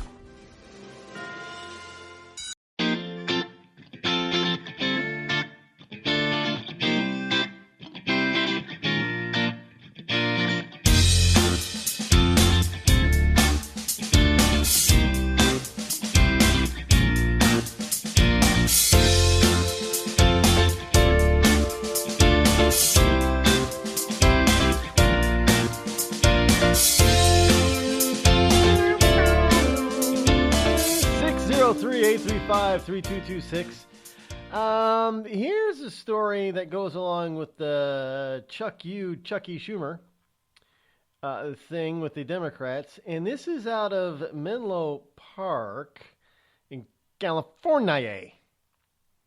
Specifically, or pacifically, get it? Pacifically, Pacific Coast, anyway. This is from Mercury News. Hundreds of Facebook cafeteria workers join union. Rising Bay Area living costs have prompted the workers to unionize. Now, you would think that, well, first of all, you would think with Facebook, because, Zuckerberg is out there talking about a basic minimum salary, whatever it is, income, basic minimum bullshit income. And knowing that some of these people out there in the left coast are all for this raising the minimum wage of $15 an hour, like they have in San Francisco. So more than 500 cafeteria workers who serve food at Facebook have unionized to push for higher wages and more affordable health benefits. I don't know why people think that their employer should be paying for their health benefits. I really do. I know when it started, in the 80s, but still, I don't understand why people have fallen for this notion that somebody else should be paying for their health care. Nobody else believes that you should pay for their auto insurance or homeowner's insurance or renter's insurance, their life insurance or disability insurance, but when it comes to health insurance, Joe Blow employer is supposed to pay that. Why? That's the one insurance that should be paid by you and nobody else. Anyway, I'm not going to get off into that tangent at the moment. Unite Here Local 19. Now, this is the name of the union. Unite Here. No, this story does not say if it's an AFL-CIO union, affiliated union, but Unite Here Local 19. So there's more Unite Here locals? I mean, well, anyway. Okay, so Unite Here Local 19, a union that represents Northern California workers, has said yesterday that 500 cafeteria workers who serve food at Facebook have unionized. The move to unionize comes as thousands of contract workers such as janitors, security guards, shuttle bus drivers, and at other major Silicon Valley tech firms, including Apple, Intel, and Google, have also unionized. Okay, so all these wonderful people at all these wonderful leftist high-tech firms are unionizing because they don't think they're being paid enough? Say it ain't so. I thought all these wonderful people wanted people to get a fair, livable wage. Right? The cafeteria workers employed by San Jose contractor Flagship Facility Services say they're struggling to afford the rising costs that come with living in the Bay Area. Understandable. I know that housing prices in the Bay Area are shooting through the roof. Why? Well, because all those wonderful people at Intel, Google, Facebook, Apple, and such, all those regular employees are getting, six-figure salaries, so they can afford to pay the higher prices. So their quest for a better life in Silicon Valley is what moved them to unionize, said Enrique Fernandez, the business manager of Unite Here Local 19. Now, Fernandez said that some workers are living in garages with their families. Garages? How are they living in a garage? Does the garage have a bathroom and kitchen facilities? I don't know. It doesn't say how these people are living in a garage. So a converted garage? I don't know. He said that some workers are living in garages with their families while others commute long hours because it's become too expensive to live in the Bay Area. Well, that's like in many major metropolis area in the United States, people commute a lot. Hell, you got people around here that commute 2 hours one way because it's more affordable to live outside. I did that for a good portion of my working for somebody else's career here in New England. I've commuted an hour or more each way per day for years. Big freaking boo-hoo, cry me a river. You do what you got to do if you want to live where you want to live. Plain and simple. There's no free ride. But okay, that's fine. So you think, well, maybe a 2-hour commute for everybody isn't for everybody, I guess. So then they go into a real brief expose of one of these people. Union leader Junior Scalia, Sakalia, said in a statement that I don't know why he's giving a statement in this, but he said in a statement that he grew up in East Palo Alto, but has to move to Tracy because he can't afford to live in Palo Alto anymore. Oh, boo-hoo! It's not. They're acting as if this is the only place it's happening. It happens all over the country. His daughter, by the way, got accepted into the primary school, a school for pre-kindergarten to 8th grade students that links healthcare and education, which was started by Facebook CEO Mark Zuckerberg and his wife, Dr. Priscilla Chan. How do you link healthcare and education? I don't know what that means. I haven't looked into it yet, but there you have it. They've linked healthcare and education.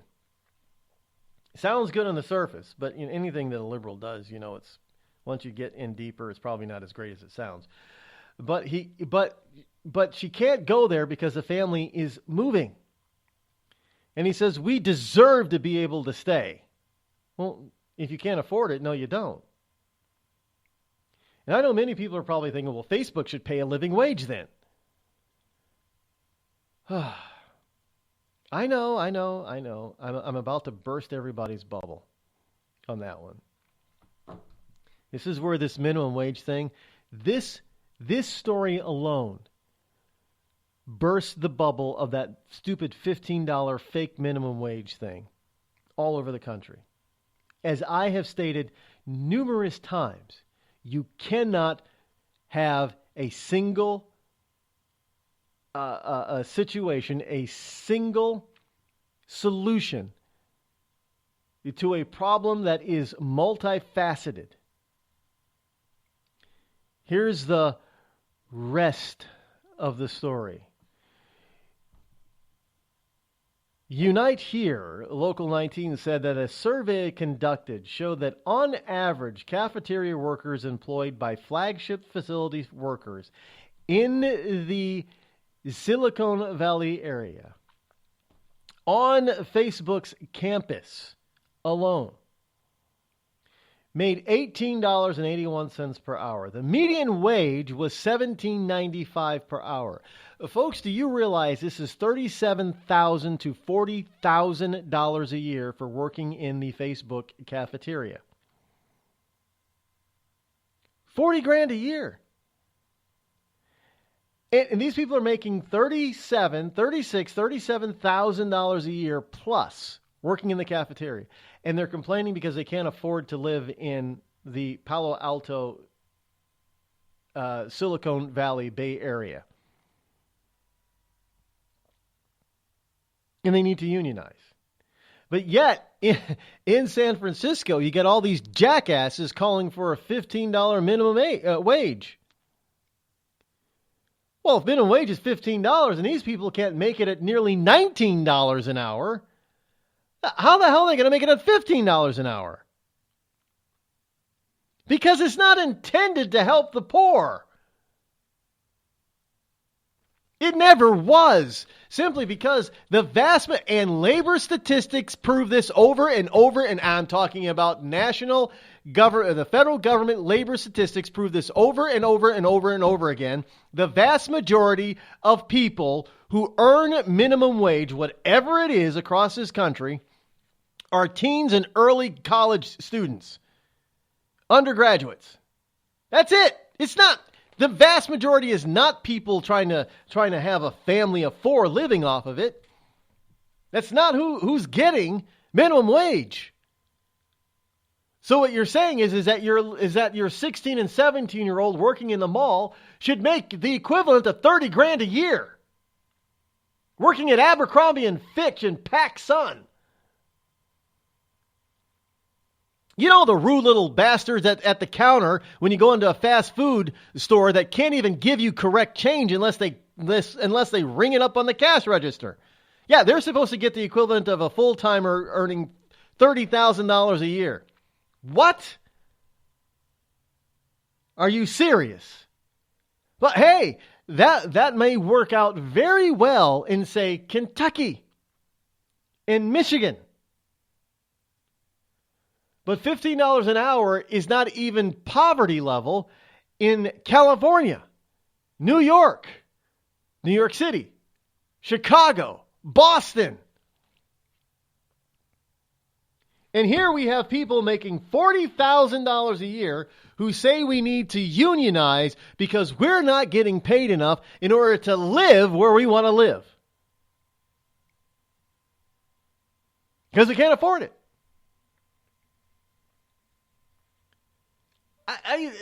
What? So the union, Unite Here, hopes to start negotiating a contract in August, and settling on a higher wage will be part of the bargaining process. Well, I suppose all the wonderful, Facebook and Silicon Valley employees can afford to pay higher prices at the lunch counter because they are making six figures. And the people that are serving them are only making five figures. That's unfair. Is it not? Yeah, it must be unfair in somebody's world. But when I did the math on this, it blew my mind. So these people are making, $3, $4 over the minimum wage that that the left wants to raise the minimum wage to. And they still can't make ends meet. They're making $40,000. Now, again, $40,000 in San Francisco is probably poverty, considering what the rents are and the housing prices are. I get it. I'm not saying that they should be able to make it in San Francisco on $40,000 a year. That's not going to happen. But hey, that means you can't afford to live there. Then you got to move to a town where you can afford to live. It's the way it's always been all over the country. I don't know why we get into these certain places in the country, and all of a sudden, logic and reason is thrown out the window. Oh, you want to live in Beverly Hills? Where I don't know what the average price let's just pick it. The average price of a home in Beverly Hills is $5 million. And you want to live in Beverly Hills and you're only making $50,000 a year? Oh, but you should still be able to live in Beverly Hills if you want to. No, you can't. You haven't earned your right to live there. Plain and simple. It's the same thing with silly. If it gets, cafeteria worker, go to school, get it to learn to do some coding, and instead of being one of the people serving the employees of Facebook and Google and Intel. Why don't you be one of the employees of Google, Facebook, or Intel that goes down to the cafeteria and pays out their money to people who are only making $40,000 a year while you're making $100,000. That's the way it works. Improve your lot in life is how you improve your pay. You don't demand something simply because, well, I can't afford to live where I want to live. Well, too damn bad. You're going to have to get a job where you can. But just goes to show, $15 an hour isn't going to cut it. But what will it do? It'll give all these people who are still union workers, most of them who have contracts that stipulate that they have to earn a certain percentage or dollar amount or, above stated minimum wage. That's what it's all about. It's not about helping the poor. Because at $15 an hour, evidently, in the Bay Area, if you make $19 an hour, you can't survive. You're living in a garage, for crying out loud. Can you imagine if you're only making $15 an hour, where you're living? I don't know, somebody's pool house?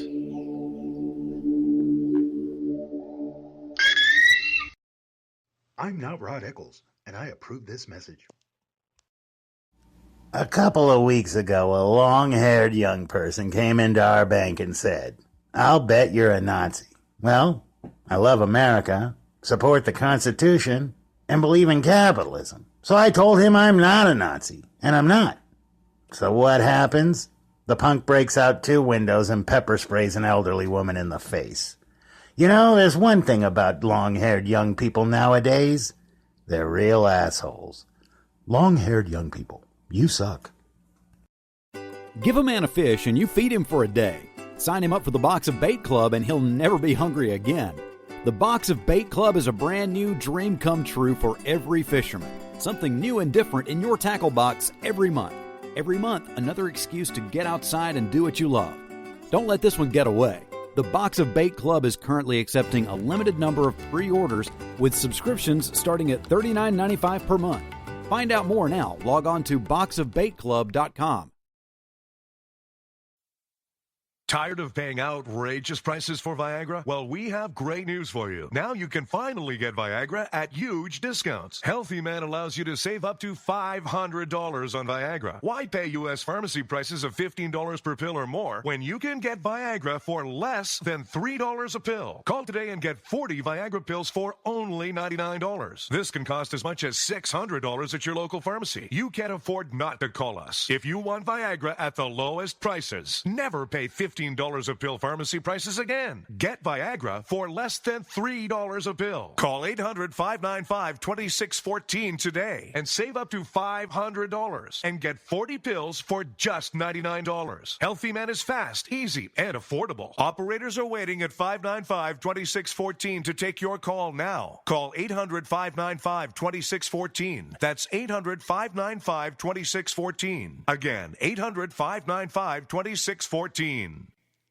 We've all heard of male enhancement, but now there's an expert on true male enhancement in the areas that really count. In Herb Ellis's book, Husband 2.0, Real Male Enhancement, you'll find answers to questions like, why doesn't she want to have sex? A quick start, quick results workout guide, plus what you can do as a side hustle to make money now. With all the great tips in this book, every man can benefit. Get the book, Husband 2.0, Real Male Enhancement, on Amazon.com. It started with a knock, but it wouldn't end there. What happens in the story next, many wouldn't understand, and most wouldn't believe. 5 + 2 = Perfection by Samuel Rosette Jr. is a must-read. The scriptures within are reminders of the ancient past, and yet intriguingly infuses with texts which stand on the edge of the stage of relevancy. Available online at Westbow Press, Amazon, Books A Million, Barnes & Noble, and SamuelRosetteJr.com. Warning. Listening to the Rod Eccles Show by the Idiot Left may cause outrage, fear, a need for safety pins and/or spaces. If you experience any of these symptoms or are allergic to truth, tune in and learn something.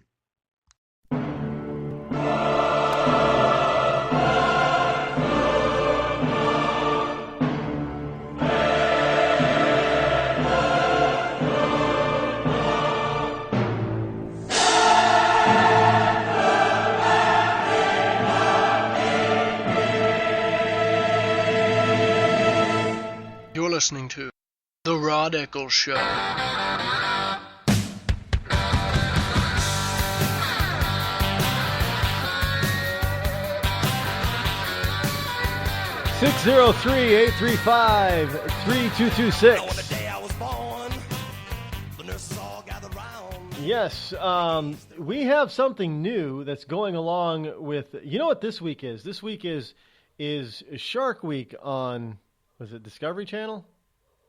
I think it's Discovery Channel, yeah. Shark Week. And it started off Sunday. And now I saw all this stuff leading up to Shark Week about the legendary submarine great white shark that was supposed to be like 32 feet or 38 feet or some godly amount of length, weighing in at around 3 or 4 tons. That's a lot of shark. But they went on searching for this one shark called Colossus. That was his name? Colossus? I think it was his name. And they hadn't seen him for now, I don't know. They obviously know which is a male shark and a female shark, but a submarine is a female shark and Colossus is a male shark. And now they hadn't seen Colossus in a while, in a couple of years. And so they went looking for him. And then come to figure out the Colossus is a huge great white. And they were showing this thing breaching the water, just the amount of force and speed that these animals have in order to breach the surface when they're attacking like seals and stuff. And to get their bodies fully out of the water like that is absolutely amazing. The sheer power is amazing and frightening. And this thing was a monster. Thus they call him Colossus. But he was only like, 16, 17, 18 feet long. And he was already, they estimated, he was about 16, 18 feet long and weighed upwards of 2 tons, upwards of 4,000 pounds. I can't imagine something double that.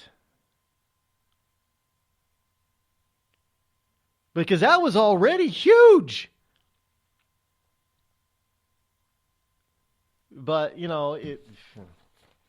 and they did find him again. But just to show that we don't know, we don't even know a quarter of what's below the surface of the water. We just don't. We like to think that we're so smart and we get in our boats and stuff. And it doesn't scare me out of the water, but it almost does. Because you don't know what's lurking. You don't know what's lurking down there. And unless you're on a big ship, I ain't going out in the open waters like that in some little dinghy. Just saying. You just don't know. But Shark Week is always a good time. And I only started getting into Shark Week just a couple of years ago. I mean, it's been going on since the 90s, early 90s. This is like this 25th anniversary or something. Are you kidding me? Shark Week's been around that long? I didn't know. Because I never got into it before. But a couple of years ago when I saw that episode on Submarine, which now people are saying, it was a hoax. The problem is that they've spotted sharks in the 25 to 30 foot range. So was it really a hoax? We're talking 25, the size of Jaws. These are monster killing machines. And you got idiots that go down and try to swim with these things. And when they begin to beat around and crush shark-proof cages, which aren't so shark-proof, when they get to be that big, and then they say, "Well, get me out of here, get me out." I mean, I'm watching the show, and this guy's saying, "Get me out of here." The shark is pummeling the cage. It's ridiculous. Well, they're beautiful creatures. I will tell you that. They are beautiful. And they're just amazing to watch. All the sharks are. Hammerheads, tigers. But the great whites are just menacing, man. They're just the perfect swimming, eating machine. Kind of like Democrats without the teeth. Today, there's a beer for everyone. Hey, me and the guys are going out for a beer. You want to come along? Nah, I got a lot of data to enter into the computer tonight. Now, there's a brew for the future. Want me to bring you something back? Thanks, but I got some right here. Microsoft Brew. You got a beer tap on your computer? With a head so thick you can float a mouse on it. Let me get this straight. You make your own beer with the computer? With the right software, you can do anything. Microsoft Brew. Here, I call this one Windows 95. I don't know, it leaves a bad taste in my mouth. And if you gotta get there quicker, try the new ISDN malt liquor. When I found out I had atrial fibrillation, a serious but highly treatable heart condition, the first thing I thought of was who would take care of my wife and children if anything were to happen to me? My doctor recommended Prevactin. I had a lot of questions, so I did some research. It turns out Prevactin is the #1 recommended drug for Crohn's disease. I think my doctor's trying to kill me and steal my wife. Doctors. They'll stop at nothing to get your wife. The Red Cross responds to nearly 66,000 disasters every year, most of them house fires. Red Cross President and CEO Gail McGovern says you need to develop an evacuation plan and practice it, especially with your children. It takes just 2 minutes for a home to be engulfed in flames. Practice those drills. We all think our kids know what to do. They don't. We need to teach them. We have started a large campaign where we're going into vulnerable communities and helping install smoke alarms. Already 92 lives were saved, and 4 of those lives were saved by a 5-year-old girl who remembered what we taught them during these fire drills, and she got her family out. We also have a slew of free apps that people can download onto their smartphones. It's what to do in every kind of disaster you can imagine, how to prepare and how to recover. To help support all the Red Cross does and to make a financial donation, go to redcross.org. That's redcross.org. See that cute little dog in the pet store window? Chances are it came from a puppy mill. A breeding facility that forces caged, neglected, and often sick dogs to churn out puppy after puppy to be sold for profit. Meanwhile, millions of wonderful, healthy pets end up in animal shelters. This leads to the killing of more than 9,000 by the end of today. But with one simple choice, you can help. Just by deciding to adopt instead of purchase your next pet. Animal shelters are full of amazing pets looking for a home. When you adopt your new best friend, not only are you saving a life, you're taking a stand against puppy mills. When your friends see the smart choice and impact you've made, they adopt their next pet and share with 5 of their friends, who share with 5 more. Before long, thousands get involved. Pet stores stop selling dogs from puppy mills, and even more lives are saved. And with your help, we can save them all. Visit bestfriends.org/puppymills to learn more. Every day, the men and women of the United States Marine Corps demonstrate their commitment to defend the American way of life. Since 1775, we have served our nation as a force in readiness. Get some rear security. From combat operations to humanitarian assistance in every corner of the world. No matter where the mission takes us today, or wherever our country needs us tomorrow, we always remember the land we call home. As Marines, we take a stand for each other, for our nation, for us all. The few, the proud, the Marines.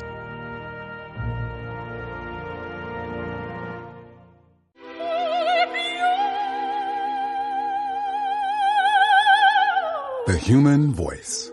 It can be sweet as music, powerful as thunder, And so, my fellow Americans, cheerful as laughter. But for millions of people, it can also be a sign of COPD. This serious lung disease can make it so hard to breathe, you often can't catch a breath or finish a sentence, let alone carry a tune. And many who have COPD don't even know it. That's where your voice comes in. If you think you or a loved one have symptoms, talk with a healthcare provider. Early diagnosis can mean better treatments and quality of life. Join us in raising our voices for the millions with COPD who can't. Learn more, breathe better, at nih.gov.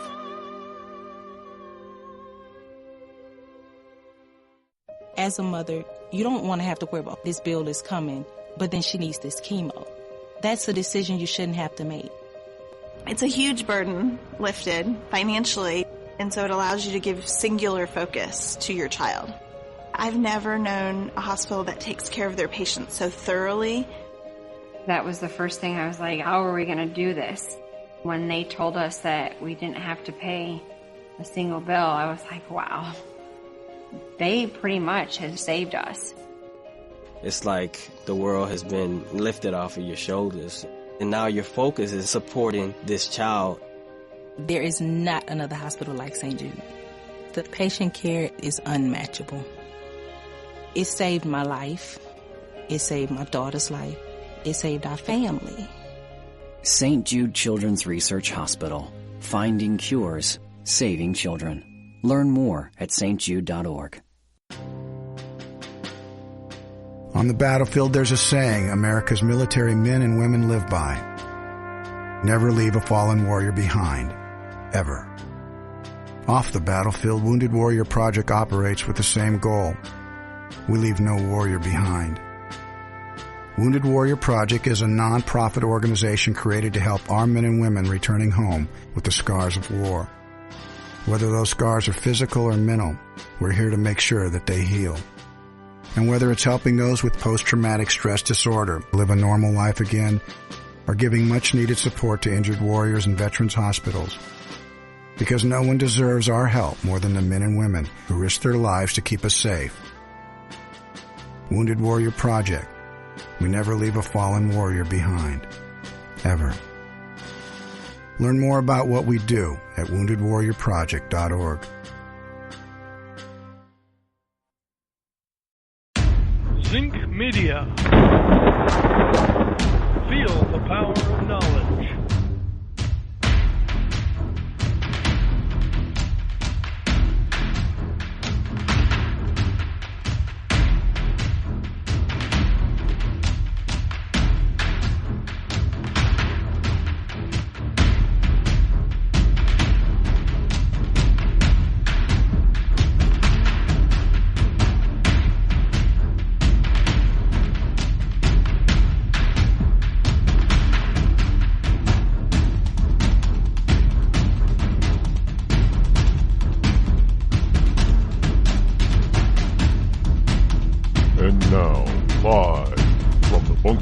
Studio located somewhere within the great granite state of New Hampshire is Rod Eccles.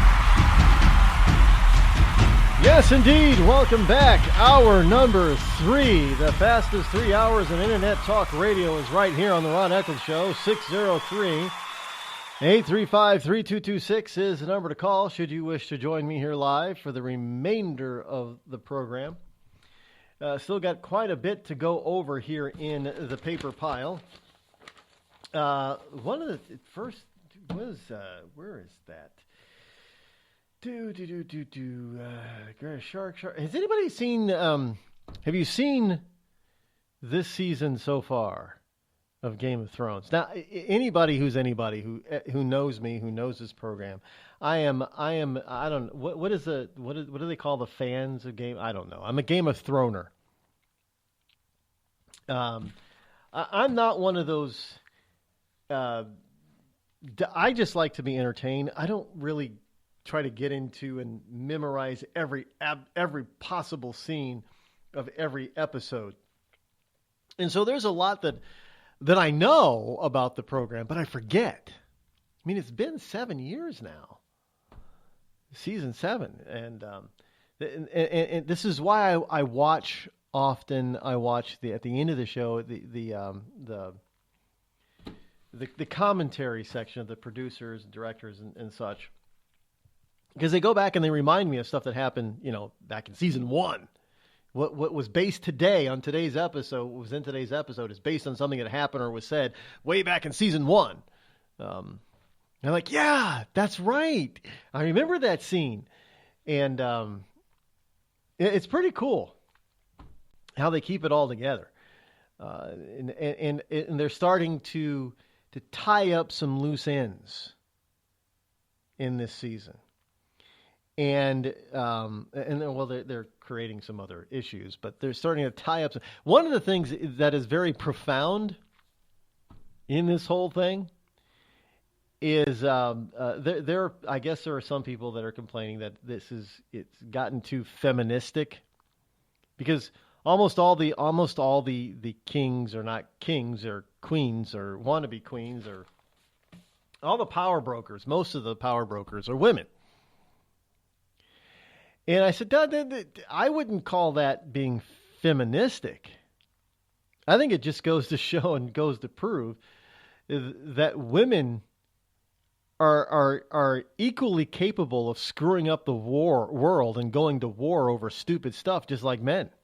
They're no different, because we're always told that women are more caring and less likely to go to bullshit. Women are no different from men when it comes to power. When they reign over their own people, they put their own people at risk to do a number of different things. So look, we've got the proof of that of queens, monarchs, queens, and empresses across history that pretty much show that they're just as willing to send their troops into battle, into war for glory, as a man is. And I think, if anything, people are going to probably hear this and think, yeah, this is anti-feminist, man. How dare Game of Thrones do that? Show women in a bad light. Well, that's basically what it's doing. I hate to say it, but it is. It's showing a lot of women in a bad light. And I'm not saying I'm glad that they're doing it. I'm just saying it's not a gender positive type of thing, as you would think when you talk about, when the leftists talk about maybe women should be more in charge. And the reality is, going back through history, women have been in charge quite often and have done the same things, if not in some cases worse than what men have done. So it's just the human condition. And when it comes to that when it comes to love, war, and power, there isn't much difference between the sexes. Both sexes are equally despicable and evil when it comes to love, sex, and power. Both sexes can be equally despicable and equally horrid and equally monstrous. One isn't worse than the other. Now, granted, there have been more male leaders, if you will, than females, but again, it doesn't really matter. Well, if anything, it just goes to show that it doesn't take as many women to be evil as it does the men. So, it is, well, I'm still hooked on it. I'm not going to give away any, because I know people are probably still trying to catch up. But you've had a lot of time. So just know that at some point in a couple of weeks, I'm going to start talking about it deeply, because there's a lot of comparisons with what happens in Game of Thrones to real life stuff today. And so there you go. There's what do they call it? I'm giving you fair warning that I'm going to spoil it. Spoiler alert. So you better watch it. Now, I'll probably keep from talking about the most recent episode. I don't like giving away that kind of stuff. I don't want to ruin people's viewing pleasure that soon.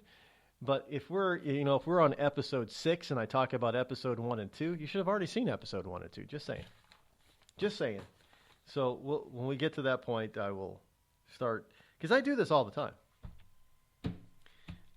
I try not to be a spoiler, but I tell people when it's spoiler alert. But no spoiler alert today. Won't be getting deep into Game of Thrones today. But just know, if you're new to this program, I'm a huge Game of Thrones fan. I'm also a huge House of Cards fan. Although now I think it's gotten kind of wacky. House of Cards has gotten a little wacky. I may follow next season, but depending on where they go next season, that may be it. But it just got a little. It's a little far-fetched.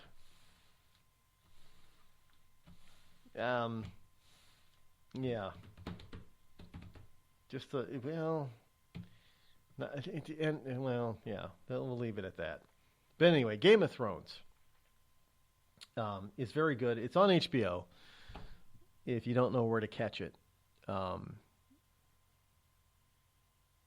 don't know if you can get previous seasons anywhere else but HBO. I don't think there's a DVD set or anything, and you can't get it on Amazon, so you got to have HBO.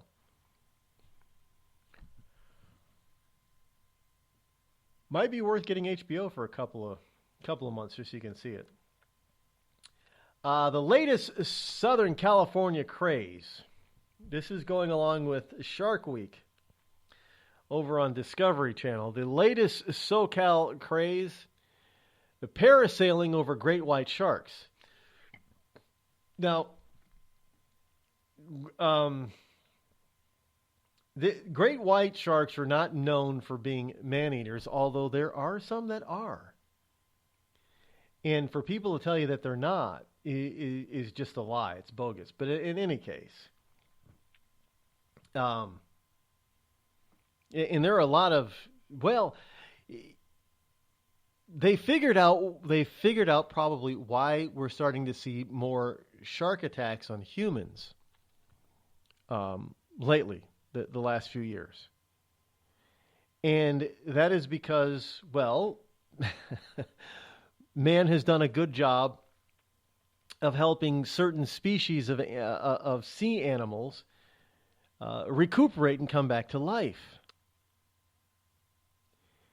And those animals have a bad habit of being food for sharks.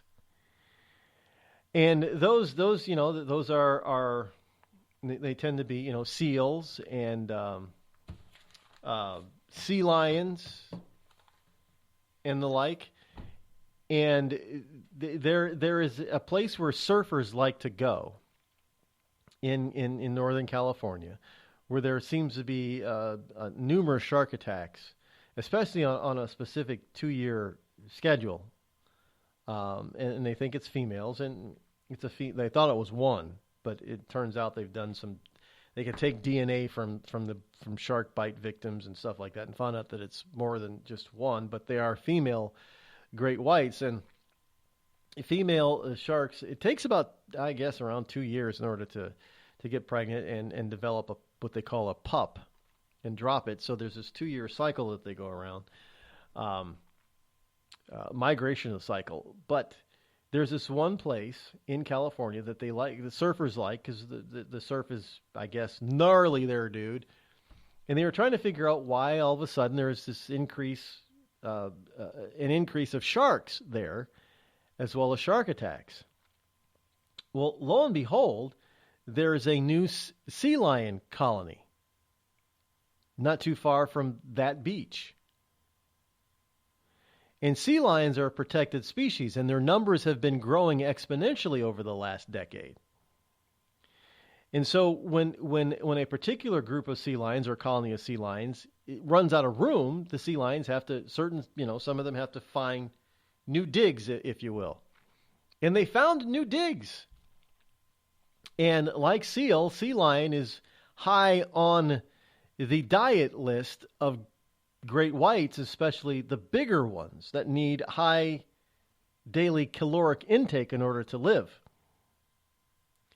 And seals and sea lions provide that high calorie intake. And now, because we've been able to help improve, and this is true worldwide. Wherever there seems to be an increase in shark activity closer to shore, it is due to the fact that we have this. We've had many countries have had these protections on certain animals and species that have been protected and couldn't be hunted by humans, and there are other protections put in place, and so their populations are on the rise. And now humans are not used to not being in certain locations because for years, decades maybe, we've been in these locations, and all of a sudden we're being squeezed. That's the reason. I'm not saying it's good or bad. But I'm just saying, when they tell you, well, we don't know why, that's bullshit, because they do know the reason why. And the reason why is because we have this, the environmentalist wackos have won in saving animals, these animals, so much that now the predators of these animals are coming closer and closer contact with humans and mistaking us sometimes for their favorite food. That's why there's an increase in shark attacks.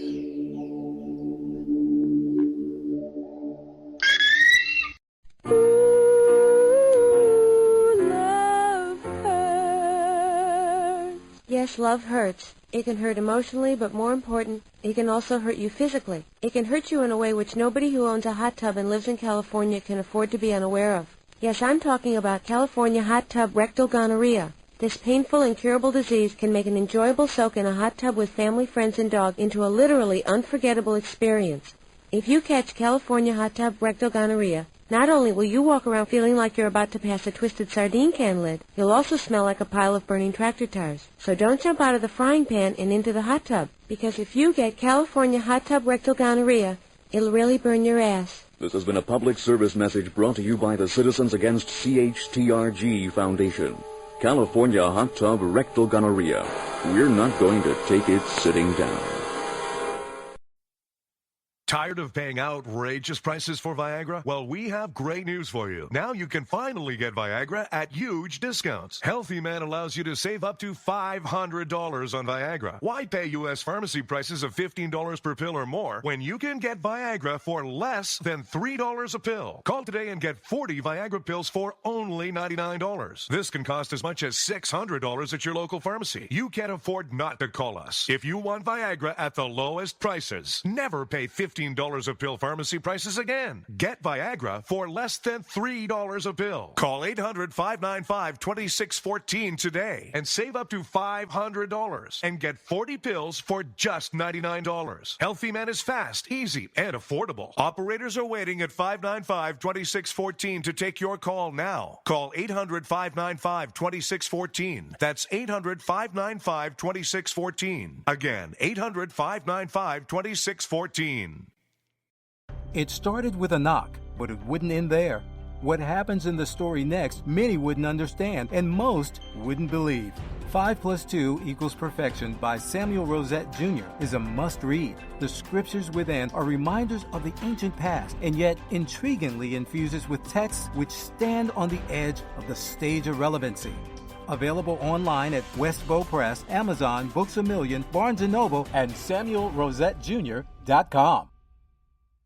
We've all heard of male enhancement, but now there's an expert on true male enhancement in the areas that really count. In Herb Ellis's book, Husband 2.0, Real Male Enhancement, you'll find answers to questions like, why doesn't she want to have sex? A quick start, quick results workout guide, plus what you can do as a side hustle to make money now. With all the great tips in this book, every man can benefit. Get the book, Husband 2.0, Real Male Enhancement, on Amazon.com.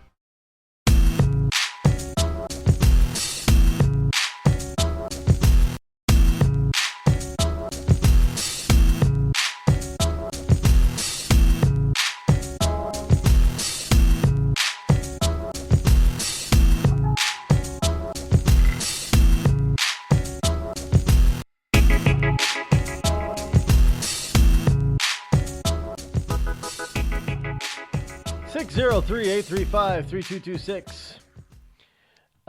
If you think that I'm not really being, if I'm blustering on this one, this is because, I'm not. And here's a story out of McClatchy and Mercury News here has a story because it's Shark Week, and they're trying to portray this as being a man-made problem.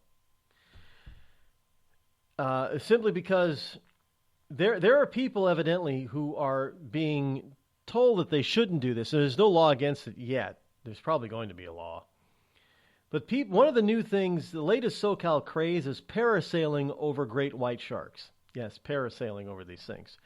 Now, experts are saying they've never seen so many sharks close to the shore from Seal Beach in San Clemente to Seal Beach from Seal Beach to San Clemente. Now, they credit the protections against sharks and their food sources, seals and sea lions, that have been in place for the past 3 decades, as well as changing sea temperatures and El Nino conditions in recent years. In other words, yeah, the sharks like warm water, and the waters have gotten warmer because of man-made global climate change.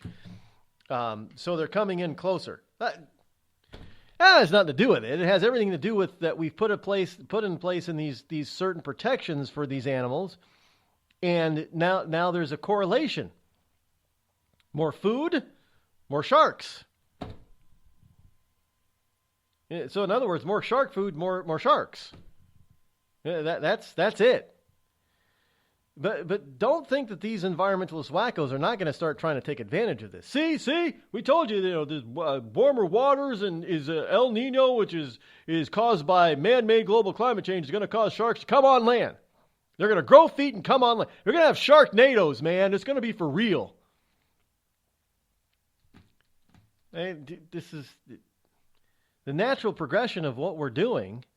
Is we're trying to again balance man's needs with nature's needs. And when we do it, we're still at fault. Can you believe this?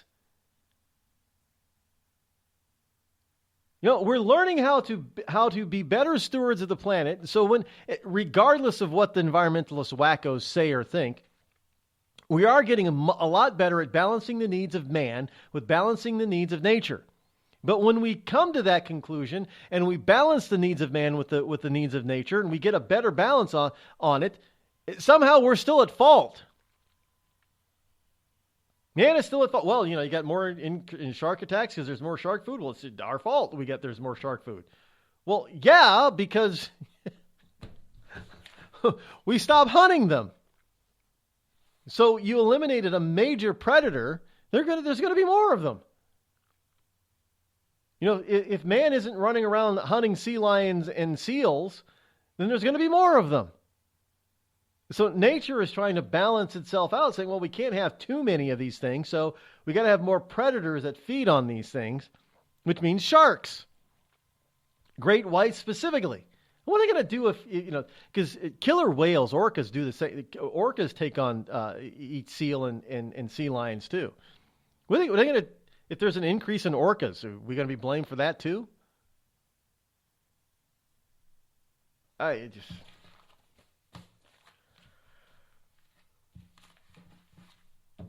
You can't win with this stuff, really. But in any case, that's what that is all about. Shark Week is on. It's in full swing. So if you have Discovery Channel on your cable, cable setup, then you should probably tune into a few episodes this week. It can get addicting. Anyway, now they're blaming Trump on revealing a secret CIA program on Twitter. Trump confirms existence of secret CIA program. That's not a secret. It's one of the world's worst kept secrets. We've known for years about. Trump didn't reveal this. We've already known about it. And by the way, can I remind folks of something here? Remind you leftist idiots. The president is the final arbiter of anything top secret. Anything top secret. There's no committee that decides if something is top secret. There's nobody higher than the president that decides if something is top secret. There is no executive higher than the president of the United States. If the president decides that something doesn't need to be secret anymore, then he's not giving away. He declassifies it simply because he decides to. And then he's no longer giving away a secret. I mean, this is just ludicrous.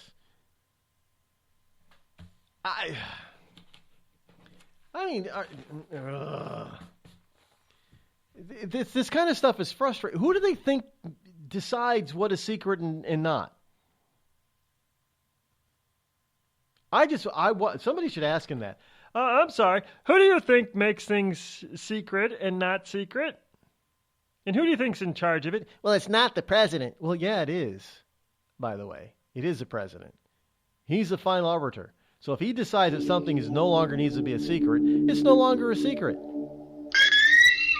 The Red Cross responds to nearly 66,000 disasters every year, most of them house fires. Red Cross President and CEO Gail McGovern says you need to develop an evacuation plan and practice it, especially with your children. It takes just 2 minutes for a home to be engulfed in flames. Practice those drills. We all think our kids know what to do. They don't. We need to teach them. We have started a large campaign where we're going into vulnerable communities and helping install smoke alarms. Already 92 lives were saved, and 4 of those lives were saved by a 5-year-old girl who remembered what we taught them during these fire drills, and she got her family out. We also have a slew of free apps that people can download onto their smartphones. It's what to do in every kind of disaster you can imagine, how to prepare and how to recover. To help support all the Red Cross does and to make a financial donation, go to redcross.org. That's redcross.org. I'm just so happy my father had a chance to see his kids before he passed. I just want to say thank you. When her father fell ill, the American Red Cross was able to help get Veronica's brother home from the Navy to speak to his father one last time. It's thanks to your donations that we can connect military families when they need it most. Please donate today at redcross.org. It's Thursday night, and you're grabbing drinks with some friends. Started off with a pitcher for the table, which quickly becomes 2. There's pool. And there's the photo booth. All right, everybody squeeze in. Say cheese! Followed naturally by an order of wings. And another. Can we get some extra ranch sauce? Then there's the ceremonial nightcap. So what are we doing this weekend? And lastly, it's back to the car, which, if you're buzzed,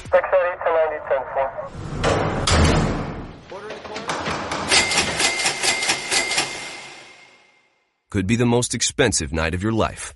Getting pulled over for buzzed driving could cost you around $10,000 in fines, legal fees, and increased insurance rates. Nothing kills a buzz like getting pulled over for buzzed driving, because buzzed driving is drunk driving. Brought to you by the National Highway Traffic Safety Administration and the Ad Council. Every day, the men and women of the United States Marine Corps demonstrate their commitment to defend the American way of life. Since 1775, we have served our nation as a force in readiness.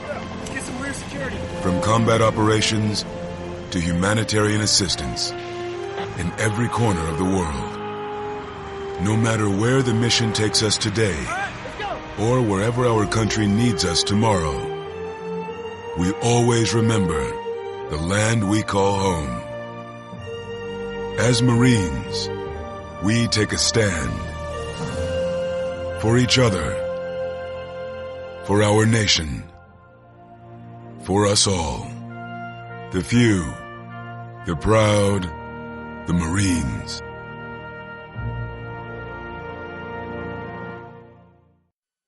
I considered suicide so I wouldn't put my family through all the pain.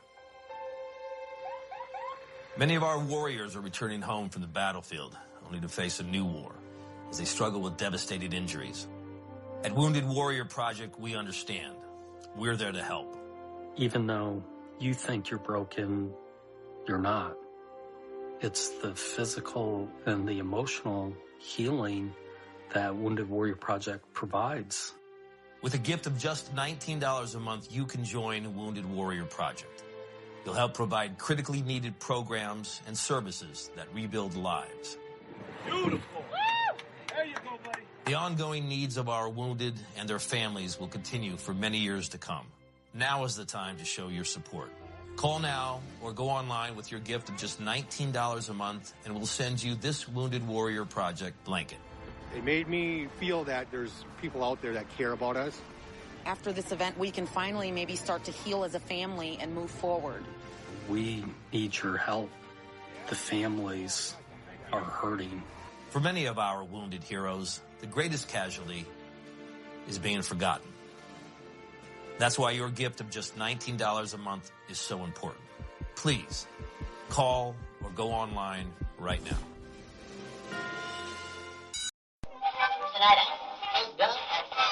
This is Free America broadcasting on the Rod Eccles Show with a message to all patriots trapped behind the lines in California, New York, Boston, and Chicago. Don't give up, true lovers of America. Even as we speak, moves are being made to drive the invaders back to the land from which they came. Defeat the would-be dictators and lift the chains of tyranny from around your neck. Stay strong. Stay brave. You're not forgotten, and you're not alone. Until next time, patriots, this is Free America signing out. Bring the rain.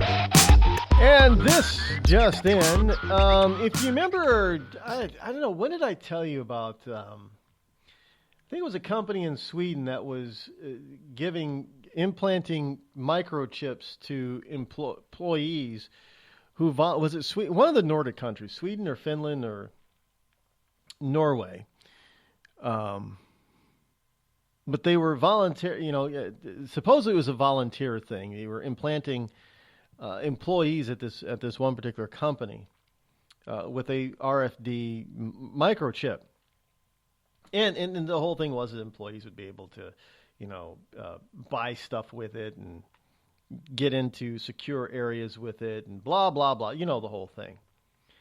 And some people were like incensed by this thing, the mark, calling out the mark of the beast and being tagged and all this kind of stuff, and saying that. Some people are saying, well, it would never fly here in the USA. And I said, don't be too sure of that. Of course it could. Well, here's the story. Dateline, Wisconsin. Todd Westby, the CEO of the tech company 3 Square Market, told ABC News that of the 80 employees at the company's River Falls, Wisconsin headquarters, more than 50 had agreed to get implants. He did say, however, that the participation was not required. Yeah, right. Not required. Right. Hey, you want one of these chips? No, I don't. You sure? Because, people who want to work here are getting these. Wait. You mean if we don't, we're going to get fired? Well, no, we wouldn't say that, but, downsizing, right-sizing type of thing. Oh, geez, I guess I better get one then and make sure that I'm in on this, huh? That's how that voluntary stuff works. The IRS has the same thing. It's voluntary that you file your taxes, but if you don't, if you volunteered not to file, well, then they come after you and throw you in jail. So the microchip uses RFID, radio frequency identification technology, and was approved by the Food and Drug Administration back in 2004. It's actually the size of a grain of rice and will be placed between the thumb and forefinger. Youch. Westby said that when his team was initially approached with the idea, there was some reluctance mixed with excitement. Who would be excited about this? But after more details were released and conversations were had, the majority of managers were on board and opted to partner with Biohax, BIOHAX International, to get the microchips. Westby said the chip is not a GPS, does not allow for tracking workers, and does not require passwords. But there's nothing holding it, nothing really to hack in it because it's encrypted just like credit cards are. The chances of hacking into it are almost non-existent because it's not connected to the internet. The only way for somebody to get connectivity to it is basically chop off your hand. The Three Square Market is footing the bill for the microchips, which costs approximately $300 each. And licensed piercers will be handling the implants. So in other words, body piercers, licensed body piercers will be handling the implants on August 1st. But Westby also said that if workers change their minds, the microchip can be removed as if taking out a large splinter.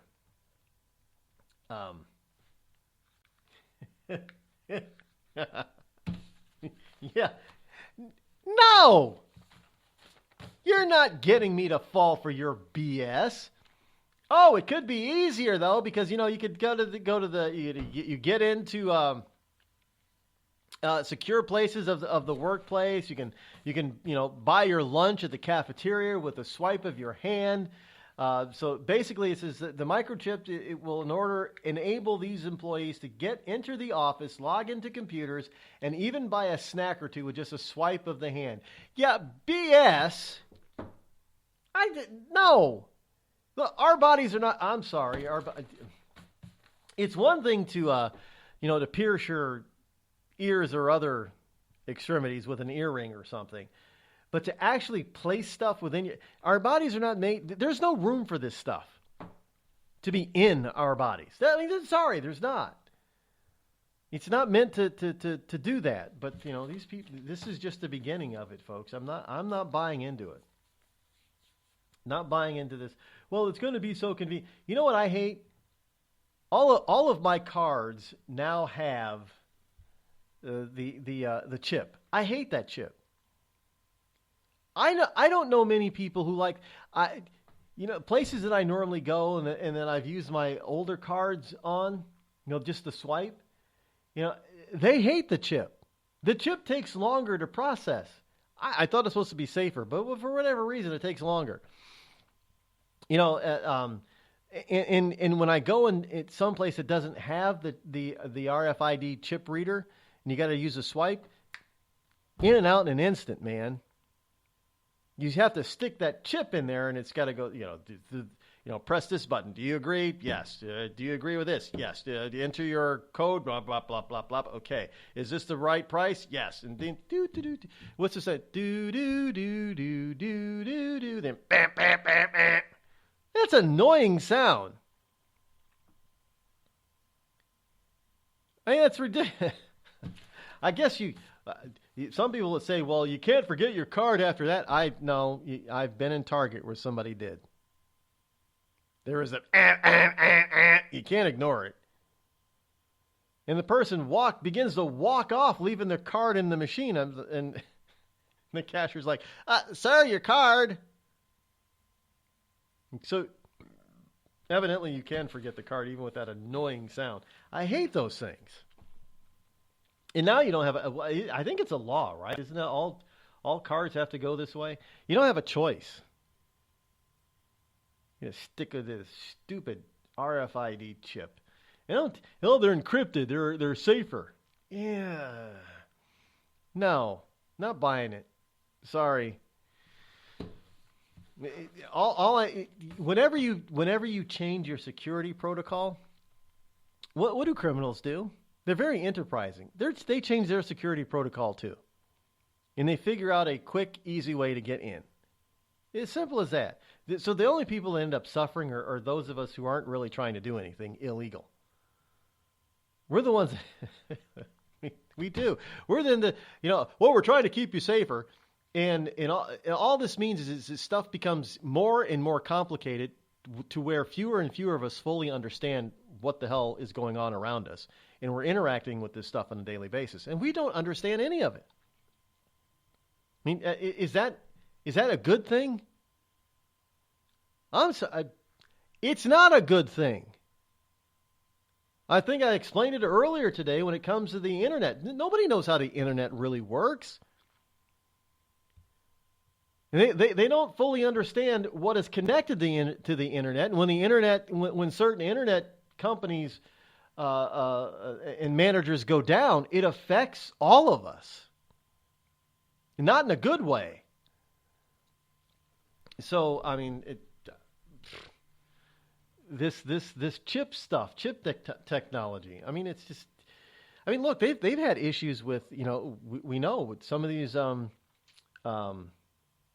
prosthetics have microchips and stuff in them, and they talk about how they have these security codes and encrypted just for some prosthetics. Really, we need to protect our prosthetic. What is the leg gonna? Are my legs and arm going to commit crimes if somebody hacks into them that I don't want them to commit? Well, I guess that's what some people fear. Suppose it could happen. Well, if that could happen, you got to ask yourself: is it really worth it? Do we fully understand what we're getting into if we accept this stuff?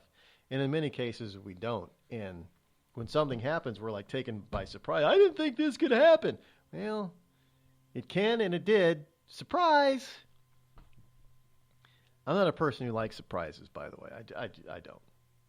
I don't particularly like surprises, but some people do. I don't. Here's a story out of the insanity of oh my gosh. Actually, this makes sense. This can actually make sense. And when you hear what I'm talking about here, you'll probably agree with me. It's the underlying issue with it is not a problem.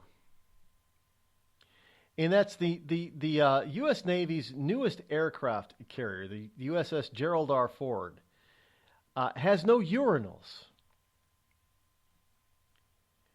The change makes it easier to house male and female sailors. Easier because they can, switch off berthing areas. Easier to fit the needs of the crew. A lot easier.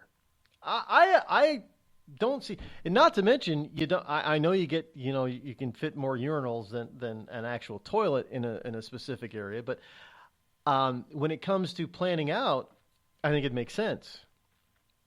We don't necessarily need urinals. We haven't always had urinals, by the way. I don't have a problem with there not being. The problem comes in is when you say that that both sexes can use the same bathroom at the same time. I think they do this in some colleges, by the way, which is not a good idea. But the U.S. Navy has decided on a new form of what they're calling birth control, BERTH. The USS Gerald R. Ford, the newest U.S. Navy aircraft carrier and the first in its class of ships, is ditching urinals and introducing gender-neutral bathrooms. And again, I really don't see the issue with it. I think it's actually it's a good idea. It saves money. Two, it makes it easier to maneuver birthing assignments around, so you don't have to worry about the berths in this area have urinals, so they're not really fit for women, and that type of thing. If they're all the same, that's fine. I don't have to see a problem with it. I don't even know why it's a story, except they're going to utilize it to try to pay homage to making bathrooms on land the same way, and forcing them to be unisex. By the way, do you know the reason for this new class is they don't use steam catapults to launch air. It's some sort of magnet system. Well, I never really caught exactly how this system works, but it's no longer a steam catapult launching aircraft. It's kind of neat. And these carriers are obviously a lot more advanced than even the Nimitz class nuclear carriers. But it's an impressive floating island, an impressive piece of machinery. And things are huge. But it is going through its trials right now. And I think it would take a year or so, but it's going to hold over 5,000 sailors. 5,000 men and women will occupy this thing while it's at sea. It takes that many people. Yeah, you think in this day and age with all the robotics, and that's even in this day and age when you have electronics and robotics, it still takes over 5,000 people to man these vessels.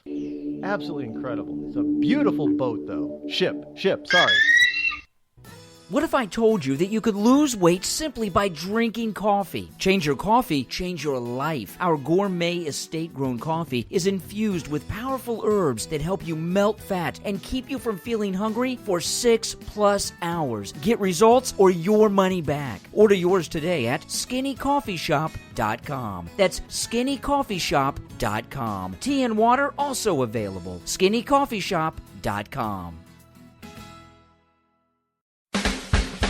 Have a legal problem and need some serious legal advice?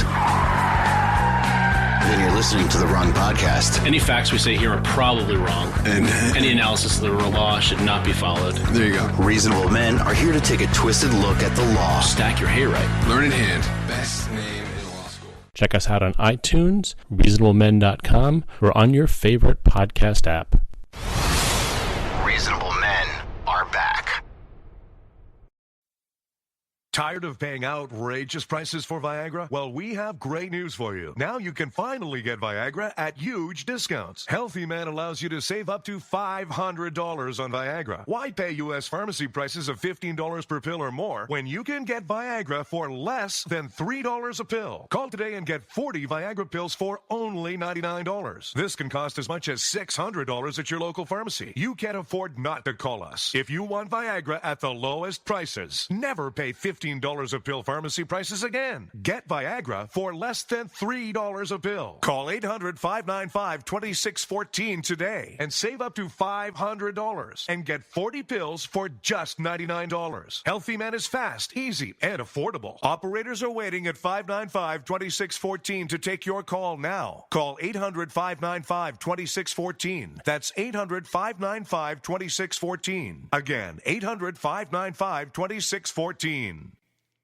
We've all heard of male enhancement, but now there's an expert on true male enhancement in the areas that really count. In Herb Ellis's book, Husband 2.0, Real Male Enhancement, you'll find answers to questions like, why doesn't she want to have sex? A quick start, quick results workout guide, plus what you can do as a side hustle to make money now. With all the great tips in this book, every man can benefit.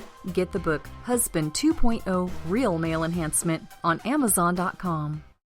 It started with a knock, but it wouldn't end there. What happens in the story next, many wouldn't understand, and most wouldn't believe. 5 + 2 = Perfection by Samuel Rosette Jr. is a must-read. The scriptures within are reminders of the ancient past, and yet intriguingly infuses with texts which stand on the edge of the stage of relevancy. Available online at Westbow Press, Amazon, Books A Million, Barnes & Noble, and SamuelRosetteJr.com.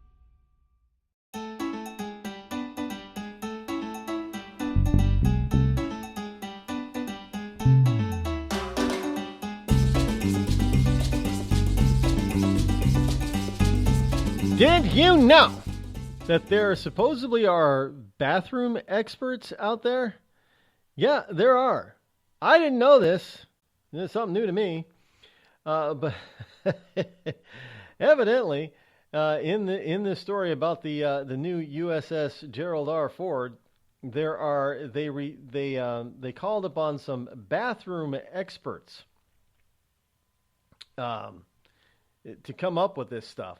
Now, each sleeper quarter that the Navy calls what the Navy calls a berthing area will have traditional porcelain bowls in the heads or bathrooms of the newly designed aircraft carrier, which holds over 5,000 sailors. This is a design to give the ship flexibility because there aren't any berthing areas that are dedicated to one sex or the other.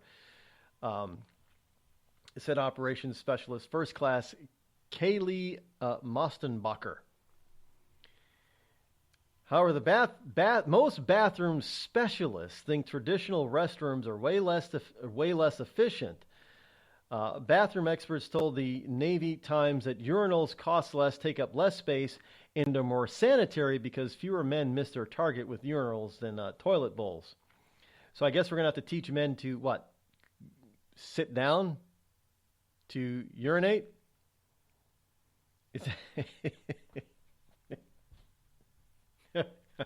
Well, that'll handle the target issue, would it not? I'm not making this stuff. There are bathroom specialists. I didn't know. Well, why not? Specialists in everything. Are they? Maybe they'll call them, some bathroom engineers. Is that what they're actually called? Restroom engineers. Anyway, here's Al Gore calls for single-payer health care. Yes, the former vice president blamed the morass surrounding Obamacare passage in 2009 for tanking cap and trade that would have curbed pollution. So Al Gore is out there blaming Obamacare for tanking his cap and trade proposals. And thus now he's going to say, well, now we need universal health care so we don't have the wrong impressions about what's right for humanity. And what's right for humanity is to have universal health care. He called for single-payer health care earlier today, one day after a revolt by GOP senators dashed Republican hopes of passing a bill to repeal Obamacare, of which they're now asking the bedridden John McCain to vote at. I'm not kidding. They're asking McCain to come in and to vote on the latest thing. The private sector has not shown any ability to provide good, affordable health care for all. Neither is the government, Al. The government hasn't been able to provide good care, let alone affordable. And when has the private sector been allowed to provide anything? It's the most heavily regulated industry on the planet outside of nuclear. I mean, the nuclear industry is heavily regulated. You would think that that's for a good reason, but the medical industry? Are you kidding me? If they can't provide something, it's because the government won't let them provide it. It's just unbelievable. So the government won't let private sector do certain things and offer certain products, so it's the private sector's fault that they can't do it, the remainder of it, affordably and efficiently and effectively. In the government, they kill people. Government kills people in government-controlled health care, but we're supposed to hand over the rest of our health care system to them. And this is ludicrous. And he's just mad because he can't get his his carbon credits thing back on track. The man's made like $100 million off of that garbage. I mean, seriously, folks, are we really going to sit by and let Al Gore dictate and tell us what we need or don't need? I am just absolutely incredible. In any case, a lot we didn't get to today, and I'm sure there's going to be a hell of a lot more available to get to tomorrow, so we'll be back in about 21 hours, folks.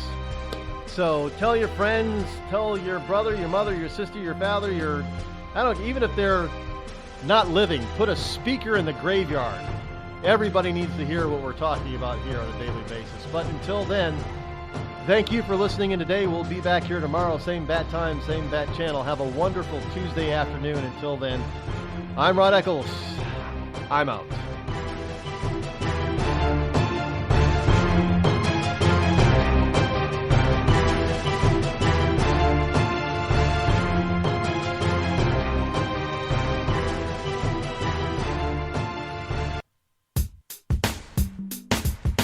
Damn, it feels good to be a Clinton.